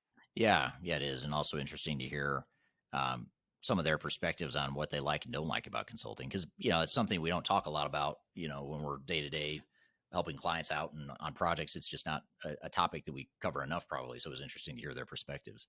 Yeah, absolutely. And I had no idea Scott liked to eat and travel, which I get that. I could totally Yeah, see how he wants right. wants to do that. But I know that that's a big consideration when going into consulting is just, the need for being present in businesses, and that changed a lot in the industry when we had COVID-19, but sometimes we were immune to it because of the deep need to be with our clients on the ground in their manufacturing or distribution centers. And I think Scott Janke is really a key to case study success there, as he has the keys to many of our clients' buildings. So, Right. Yep, he does. Yeah, there's a so lot of brain power in that discussion for sure. oh, absolutely, yeah, and I think it's really interesting, just the overall establishment of the network and how many people overthink the overall approach to networking. It can be as easy as connecting with someone on LinkedIn, commenting on their content, asking for a quick conversation with them, and that slowly starts to build out your ability to create a network and mostly decide what you want to do. Yeah, absolutely. And LinkedIn is something that's so great to have now. It wasn't around when I was starting off in consulting, but I would love to have had it, or had that option to be able to network with people, learn from people, connect with people, and ultimately outreach to people that you might be interested in working with or for. So it's a pretty powerful tool that, if you leverage it right, can be highly effective. I know I get a lot of emails on LinkedIn every day, people that want a job, or they're forwarding me their resume, and you have to recognize that people that are hiring generally get a lot of emails like that. So doing something to stand out and really get the attention of the person you're contacting, and give them purpose. Why you're reaching out for a reason other than just asking for a job. There has to be some sort of give and take too. And so anything you can do to, you know, just pique the interest. For example, I've had a couple people, because I've mentioned it in a video or two on my YouTube channel. I've mentioned that something that catches my attention is when someone puts a video in the email. So rather than just saying, "Hey, look at my resume and let's schedule an interview," they're giving me a video so I can kind of get a feel for who this person is, what their personality is like, and it makes it easier for me. And I'm going to build a faster connection with that person that sends a link to a video that they, create. Nothing crazy, just 2, 3, 4 minutes or whatever it is, to introduce yourself and talk about why you want to work for me, if that's the case, or whatever. So that's just one example of how I've seen people use it effectively with me. And I have to think that there's other ways beyond that, and creative ways to get the attention of people that you might be trying to network with, to hopefully position yourself for a career shift. And ultimately, that's what you need to do to be an effective consultant, right? Is to be able to gain that trust and that expertise and that overall authenticity with clients, because it can be a vulnerable experience. You're going into an organization that might be going through a very high stress, expensive project. So lots of different conflicting agendas, personalities, managing the vendor relationships, all of those types of things really takes a special type of person that is able to not only manage that, but stand out and gain trust in doing it. Yeah, absolutely. Well said. Yeah. Well, if you have questions, again, I mentioned in the episode, and we popped it in the comments, about working at Third Stage. You can email work@thirdstage-consulting.com, or you can visit the careers tab on our website. And then I did also link to all of our panelists there that put out thought leadership on a daily basis. So please continue to follow them. And if you do have any other thoughts and advice, we do pull from these comments here. And I know we have a great consulting network and always interested in learning from our peers in the industry. So go ahead and kind of pop your best advice in here too. And we'll pull that and share it on our social media. Yep, that sounds good. And actually, we're gonna shift gears. Sort of. Actually, it's a total 180. It's same thread, same topic, but we're gonna flip it around here in this last segment of the show and talk about why you should not be a consultant. Because a lot of times, it's just as important to recognize when it's not a good fit for you as finding the opportunity that is a good fit. And a lot of times, people get enamored by the idea of being a consultant. But they don't realize that there is, there's a dark side. There's stuff about consulting that not everyone likes. The long hours. I know we talked about that in the panel discussion. The travel. Some people don't like traveling a lot. They like it once in a while, or they like traveling to really glamorous places and staying at really nice hotels. And for the type of consulting we do, it's a lot of like manufacturing companies that are based in the middle of nowhere. So you're staying at a hotel that isn't, going to be the nicest hotel, or you're in a city that's not the sexiest, most glamorous city out there. But a lot of times, like friends and family of mine that aren't in consulting, know nothing about it, think that I'm out jet setting, staying in fancy hotels, eating fancy meals and stuff like that. And if only they knew some of the ways you have to grind it out, out on the road sometimes. So there are dark sides that a lot of people don't recognize. So we want to talk about that. And actually, after the break here, we're going to play a video from my YouTube channel where I spent about 10 minutes just talking about why you should not be a consultant. And the idea here is that if you're still standing and you're still interested in consulting after hearing this video, then maybe consulting is a good choice for you. And maybe it'll weed some of you out to where you think, okay, maybe that's not for me. And maybe I go look at something else. So that's the whole idea there before that. So having said all that, we'll take a quick break. We'll come back and play you that video. But first, we'll take that break. You're listening to Transformation Ground Control.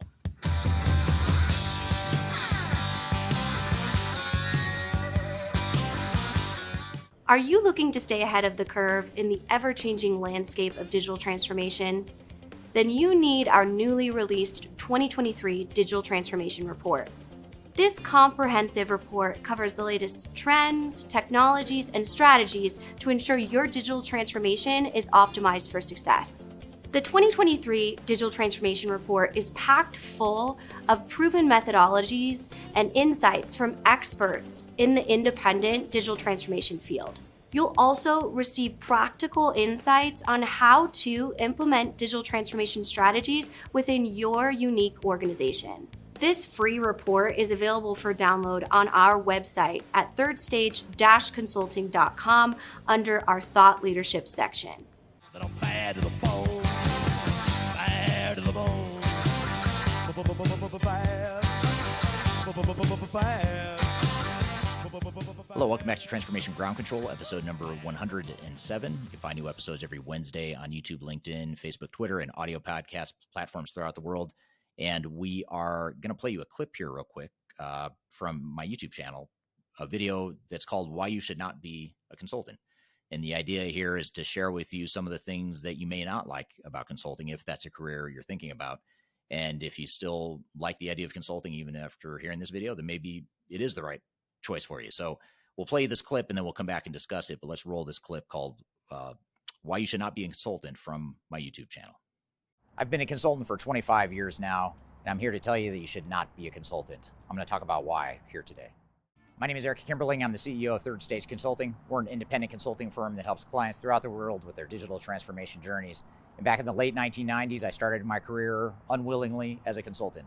I found a job at Price Waterhouse after coming out of grad school and actually turned out to really enjoy consulting. Having said that, though, there's a lot of reasons why you should not be a consultant. And to be fair, there's a lot of reasons why you should be a consultant. So I'm actually going to talk about both here today, starting with why you should be a consultant, but I'm also going to talk about later why you should not be a consultant and some of the things to think about. And stay tuned to the end of the video, because at the end, I'm going to talk about how to determine whether or not consulting is right for you once I've gone through some of those pros and cons. So to start, let's talk about what the positives are, the pros of being a consultant. And first and foremost, as a consultant, you get to make a big impact on organizations. You could work internally at an organization and have the same skill set and have the same advice you might give to your internal team. But if you're an outside consultant, you could have the same skill set and the same competencies and come in and have just a different impact. People look to you as an expert. They typically are hiring consultants because they want to go through some sort of change and they're looking for direction and advice. So it's an opportunity to really affect and influence how big, massive, influential organizations throughout the world operate. And that can be very exciting. For example, many of the clients we work with at Third Stage are for-profit companies that produce really cool stuff. They manufacture really cool products. Others are nonprofits that are furthering society. Others are government entities that are helping people. So there's a lot of indirect end results that you get a lot of benefit from or a lot of joy from as a consultant. Most of the challenges that consultants are asked to fix are very challenging and rewarding. So you're solving complex problems, you get to really stretch your brain, you're constantly learning, and you're constantly learning new industries and how businesses operate, the operational dynamics, organizational dynamics, technology dynamics. And it really is a space where I don't think you would ever fully master the area of consulting or the art of consulting. There's just so many different industries to learn, and even within one industry, you have so many different types of companies and cultures and operational models, and it's just a fascinating place to be. So it is very rewarding, you learn a lot, and that can be a benefit of being a consultant. By being a consultant, you're oftentimes setting yourself up to be successful in whatever career you might pursue post-consulting. And it's a good resume builder. So if you have worked with helping some leading organizations throughout the world solve complex problems, you're going to be a lot more marketable, a lot more desirable to other organizations in the future. You may decide in the future you don't want to be a consultant anymore, you're tired of the travel, maybe the stress catches up to you, the long hours catch up to you, whatever the case may be, in which case having that consulting background will help set you up for success in the future. Now, if you're intrigued by emerging technologies as I am, it can be a really fascinating space in consulting to learn about these emerging technologies. And I mentioned before how you're constantly learning about new industries, new businesses, new cultures, but you're also learning about new technologies, whether it's artificial intelligence, data analytics, or robotics, or machine learning, ERP systems, whatever it may be, you're constantly forced to learn new technologies. And if you want to be effective, you're going to constantly stay on the cutting edge of where technology is headed, and you're going to stay on the cutting edge of understanding how technology works within complex organizations. So if you enjoy technology and you enjoy learning different things and you don't want to be limited or constrained by what any one organization might use internally within their organization, consulting can be a great way to open your mind to other types of technologies and things to learn within those spaces. Now, I just talked about some of the good aspects of consulting, some of the pros, but there's also some downside risk, and that's really what I want to focus here today, or what are those downsides or the cons of being a consultant. And the first is that it's a lot of hard work. A lot of people that don't have strong work ethics and don't like working long hours don't succeed in consulting because it's just too much. If you value the 40-hour work week and 8 to 5 work-life balance and weekends off and holidays off all the time, consulting may not be for you. There's a lot of pressure. There's client demands that can catch up to you. And if you're not prepared for that, or if you don't want to work hard, it's not going to be a good fit for you. So if you're really valuing a lifestyle balance or work-life balance, and you value that more than you value career exposure and long-term career growth potential, consulting may not be the right fit for you. If you've watched my videos for some time or you've gone deep into my YouTube channel, you've probably seen me talk about some of my experiences working for the big system integrators and some of the downside risk of the big consulting firms in the industry. And if I were to summarize what some of those challenges trace back to, a lot of it is politics, especially for the larger consulting firms like Deloitte, Accenture, KPMG, Capgemini, all those guys. There's a deep-seated political dynamic that can be very unhealthy and very stressful. And it was for me. That was actually the main reason why I left the larger consulting firms. Larger consulting firms typically are focused on protecting big revenue streams with big clients, big projects. And when there's that much money at risk, it drives a lot of unhealthy political dynamics internally within the consulting organization. And what I mean by that, just to give you a couple examples, is oftentimes you aren't completely transparent with your clients because you're trying to protect that revenue stream.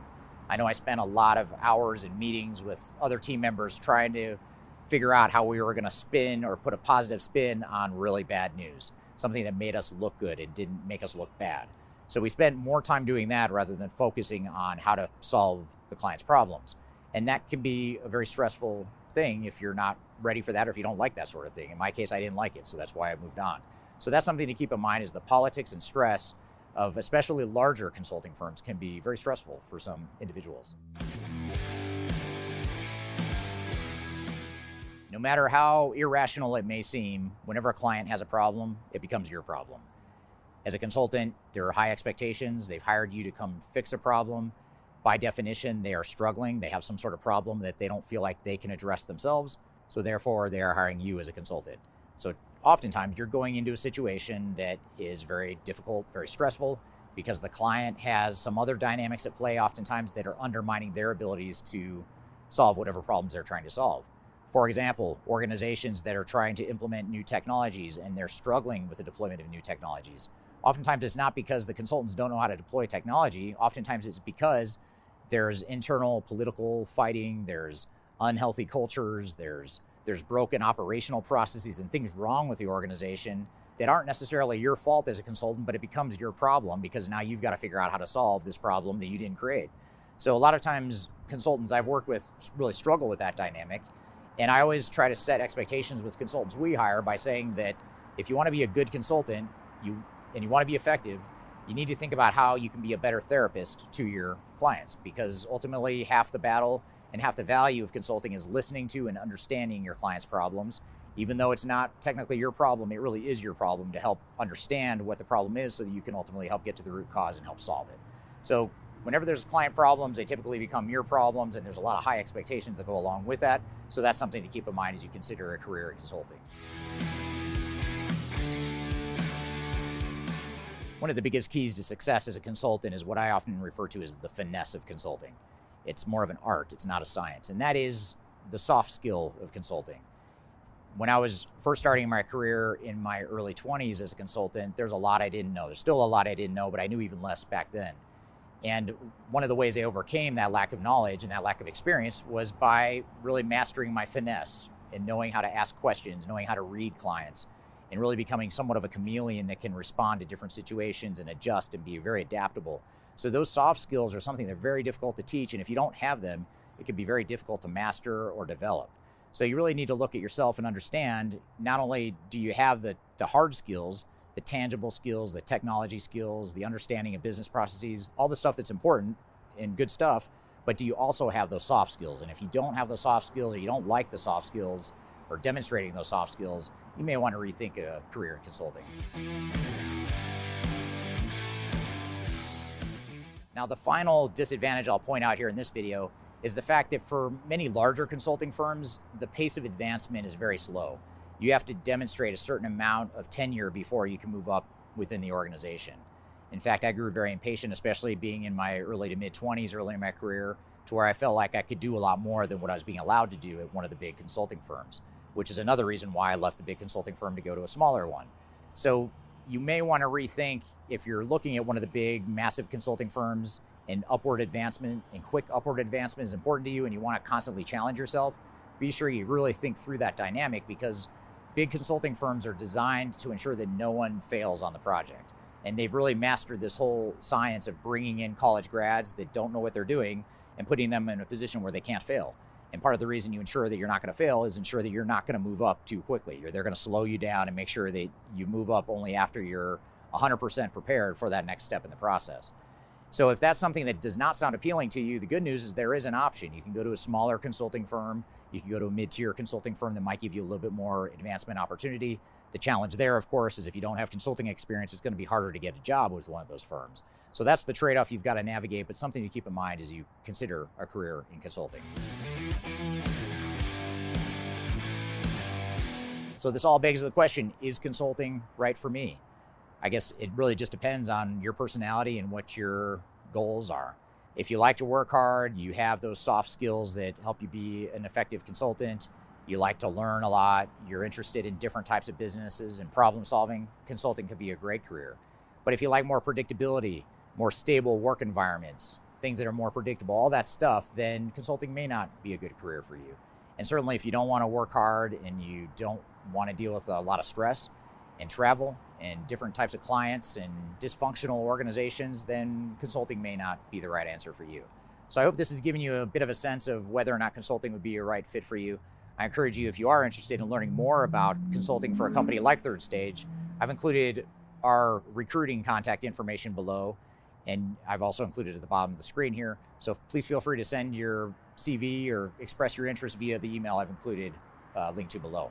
So I hope you found this information useful and hope you have a great day. All right, so that was my video for my YouTube channel called "How to or Why You Should Not Be a Consultant." And by the way, I've got hundreds of videos on my YouTube channel. If you're not subscribing to me there, be sure to subscribe and check out some of the videos there. I try to put out helpful content, and hopefully that clip from my YouTube channel is just one of many, many that are out there. Hopefully that was helpful to you. We're going to dive into some of these topics here and cover them in a little more detail about why you should not be a consultant and some of the things I talk about in that video. We're going to discuss that in a little bit more detail, but first I'm going to take a quick break. We'll be back with more Transformation Ground Control.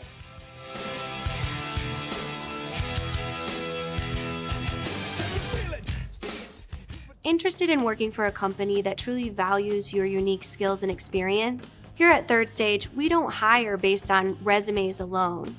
We look at the full candidate, experience, and willingness to provide excellent service for our clients. Within a technology, independent, and agnostic consulting firm, you have the opportunity to learn across industries with a diverse group of clients. Our consultants also have the opportunity to diversify their portfolio and learn across technology systems. If you're interested in joining a high-growth entrepreneurial organization, please reach out to us at work@thirdstage-consulting.com.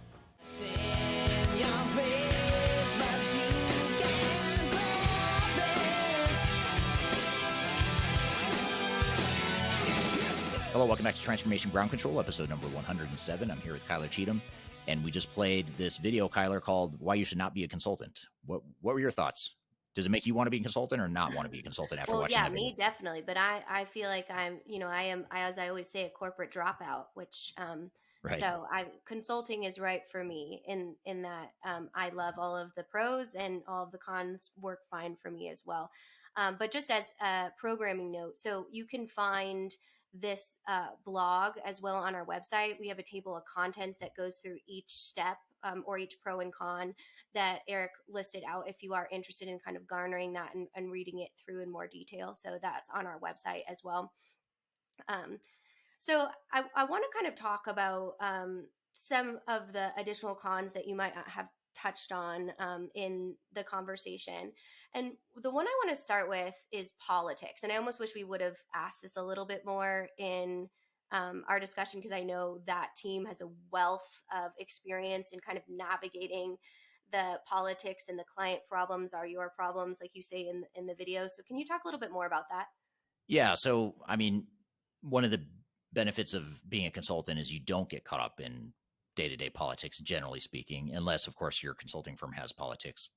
A lot of the big consulting firms, there was a ton of politics when I was there, and I think that's still the case. There's a lot of internal politics at big consulting firms, but generally speaking, you're somewhat shielded from politics of your client organizations because you don't live there. You're not there every day. You're not, part of that political climate, but it inevitably affects you as a consultant because you have to understand the political climate. You may not get caught up in it personally, and you shouldn't get caught up in it personally. If you do, then there's a problem with how you're navigating the consulting or the consultant and client relationship. But I'd say that there is a lot you need to be aware of because you have to understand. I think at the end of the day, it's about empathizing and understanding. So understanding why someone, for example, is just being crazy. Why is this person being so demanding and just being flat out crazy? Well, it's usually not because the person's just crazy. It's usually because there's something there. There's something underlying it. It's because that person is feeling the heat. They're on the hot seat. Perhaps the project manager before them or the executive sponsor before them failed and got fired. And they're feeling the heat of having to now come in and clean up a situation. And they're taking it out on you because you're the consultant and, they feel safe with you or comfortable with you. And so, it's hard not to internalize some of that stress and feel the politics and feel the organizational realities, but you have to understand it so that you can help the client through it. Not that you want to necessarily judge whether the political climate is good or bad, although it could affect your change program, but you do need to understand it so you can just empathize with your client to be able to help them through the process. And two, kind of that goes in with your number 7 point, that is the client problems are your problems, which also kind of goes into your number 5 point, which is it's hard work. And I think that's many times like the glamorization of I am, an enterprise digital consultant sounds very fancy, but at the same time, you have to realize that there is no 9 to 5. Although, here at third stage, we always respect and, identify boundaries.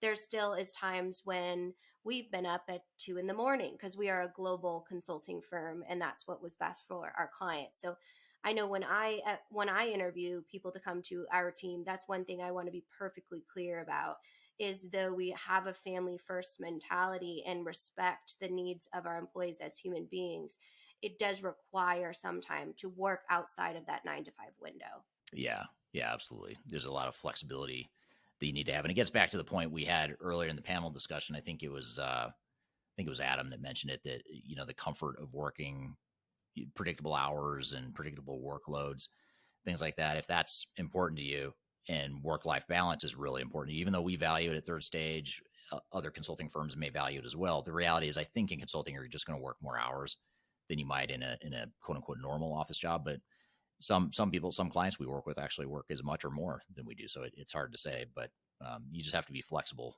and be willing to work hard for sure. Sure, absolutely. And the last one I kind of want to talk about is your point number 8, which is those soft skills. And the thing I really want to ask you is, can soft skills be cultivated, or is that more of a personality trait that you should already have when going into consulting? It's a great question. I don't know. I'm mixed on that, honestly. There are some people.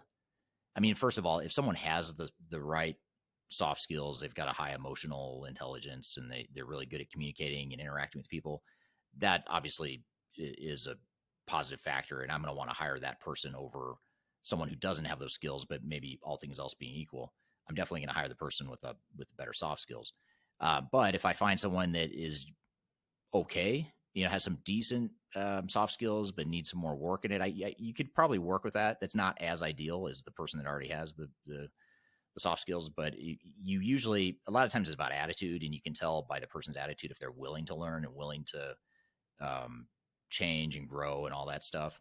It's the hardest consultants for me to hire and to manage are the ones that have been doing this forever, and they have all the answers. They already know what it takes to be successful, and they've got their process, their approach, whatever that works. And to me, that's dangerous to have that mentality as a consultant. The minute I decide that I know it all, and I know more than my clients, and I know more than other consultants in the industry, that's probably the time I should bow out of consulting and go do something else, in my opinion. Because if you're not learning and listening and growing, then you're not being a good consultant, because things are changing. Every client's different. You've got to understand the client. And if you come in with sort of the know-it-all mentality, then it's just not good. Even if you're right, you're alienating your client, you're alienating your peers, and it's just not good. It just doesn't, it's not productive. So yeah, those are some general thoughts there, but I do think that the soft skills are more important than the technical skills. If I have to choose a candidate that has superior technical skills but inferior soft skills versus superior soft skills and inferior technical skills, I'll take the latter every time, just because you can teach. It's a lot easier, to your point, or to your question, it's a lot easier to teach the technical skills than it is to teach the soft skills. I can't teach someone to listen. I can't teach someone to stop talking. I can't teach someone to not be an a-hole or whatever. Those are things I can't necessarily teach. So that's my thought there. Yeah. I think there's a difference between teaching it and being intentional about it. And I only say that because of, spoiler alert, Adam and I are married. So Adam is an extreme introvert, and he really works on those soft skills when he's in a client community. And we joke about it because then when we're in social situations on the weekends, he says weird things because he's already used it, like all of his soft skills, in the actual client conversation and environment, which he's very good at. For example, it was our son's 4th birthday party this last weekend, and this very nice family was like, "Oh, we got him a bunch of books." And Adam goes, "Yeah, he's not really a big reader." And the look on their face is like, so I looked at him like, "Why did you say that?" Like, he just is like, I just can't. I was traveling all week and was doing client work and, all of this organizational change management. I lost all the skill set to use it in personal time. So I think for those of you that might not come as natural to you, it is something that you can work on and have the ability to, be intentional and ask for feedback about. Because I think that's one thing Adam does really well is he always wants to know, how he can improve. Yeah, that's a great point. And I think the introvert extrovert conversation is worth maybe just building on real quickly. But I'm an introvert as well. And it's hard for me, and early in my career, it was really hard for me to overcome that, or to bring out the extroverted side of me. And it's still hard for me, and I'm still drained at the end of the day. And I still say weird, random things like Adam did to you. I'll say to my wife or kids or whatever, or those around me, because I've used up all my emotional energy dealing with clients or traveling or whatever. So for me, it's, it's hard. So I think if you're an introvert, I'm not saying don't be a consultant, because I'm an introvert and I love it. And I think I'm pretty good at it. Despite the fact that I'm an introvert, but I think you do have to work harder as an introvert to work outside your shell and to be collaborative and to interact well with clients and sort of be on from a social, communication perspective. So it is something worth noting. I think extroverts in general might have an easier time adjusting to consulting because of the fast pace and the constant communication and things like that. For us introverts, it can be a little more draining at times. Absolutely. Well, all great advice here. And I know you share some of your resources in the video and then also on the blog page as well, which are helpful in just kind of checking out to see if consulting is right for you. So you can head to our website and check those out. Also, downloading our 2023 Digital Transformation Report has a wealth of kind of knowledge and look into what we actually do for our clients. So if that's of interest for you, we always love to hear your feedback. You can email me directly at kyler.cheatham@thirdstage-consulting.com. I always love to hear from all of you. You give me such great advice on things we should be talking about. And then also, if you are interested in working with Third Stage, you can email us at work@thirdstage-consulting.com. But thank you, Eric, and thank you to our panelists for kind of sharing your insight. I know I learned a lot even as a consultant on the Third Stage team, and definitely great to hear from your overall experience. Yeah, I appreciate that, having the panel. It was good. I learned a lot from that conversation as well, and hopefully it helped the audience here. And just to reiterate your point, Kyler, if you are interested in working for Third Stage, we'd love to hear from you. So please feel free to reach out. We're growing aggressively throughout the world in all 4 offices, but especially here in the U.S., we're growing very quickly in North America, but we've got team members in Europe, Africa, and Asia Pacific as well. So if you're in any of those regions as well, we'd love to hear from you. So be sure to reach out. So thank you, everyone, for being here this week. Really appreciate it. Thank you, Kyler, for another great episode. And we'll look forward to seeing you next Wednesday. Every Wednesday, new episodes on LinkedIn, YouTube, Facebook, Twitter, as well as audio podcast platforms throughout the world. Be sure to join us again next week for episode number 108. So hope you all have a great week. In the meantime, we'll see you next week on Transformation Ground Control.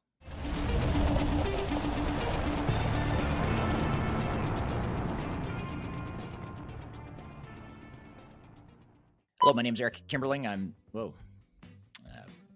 Gosh, I feel like I'm filming.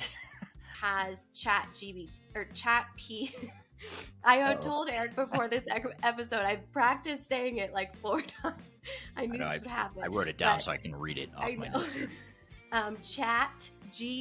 ChatGPT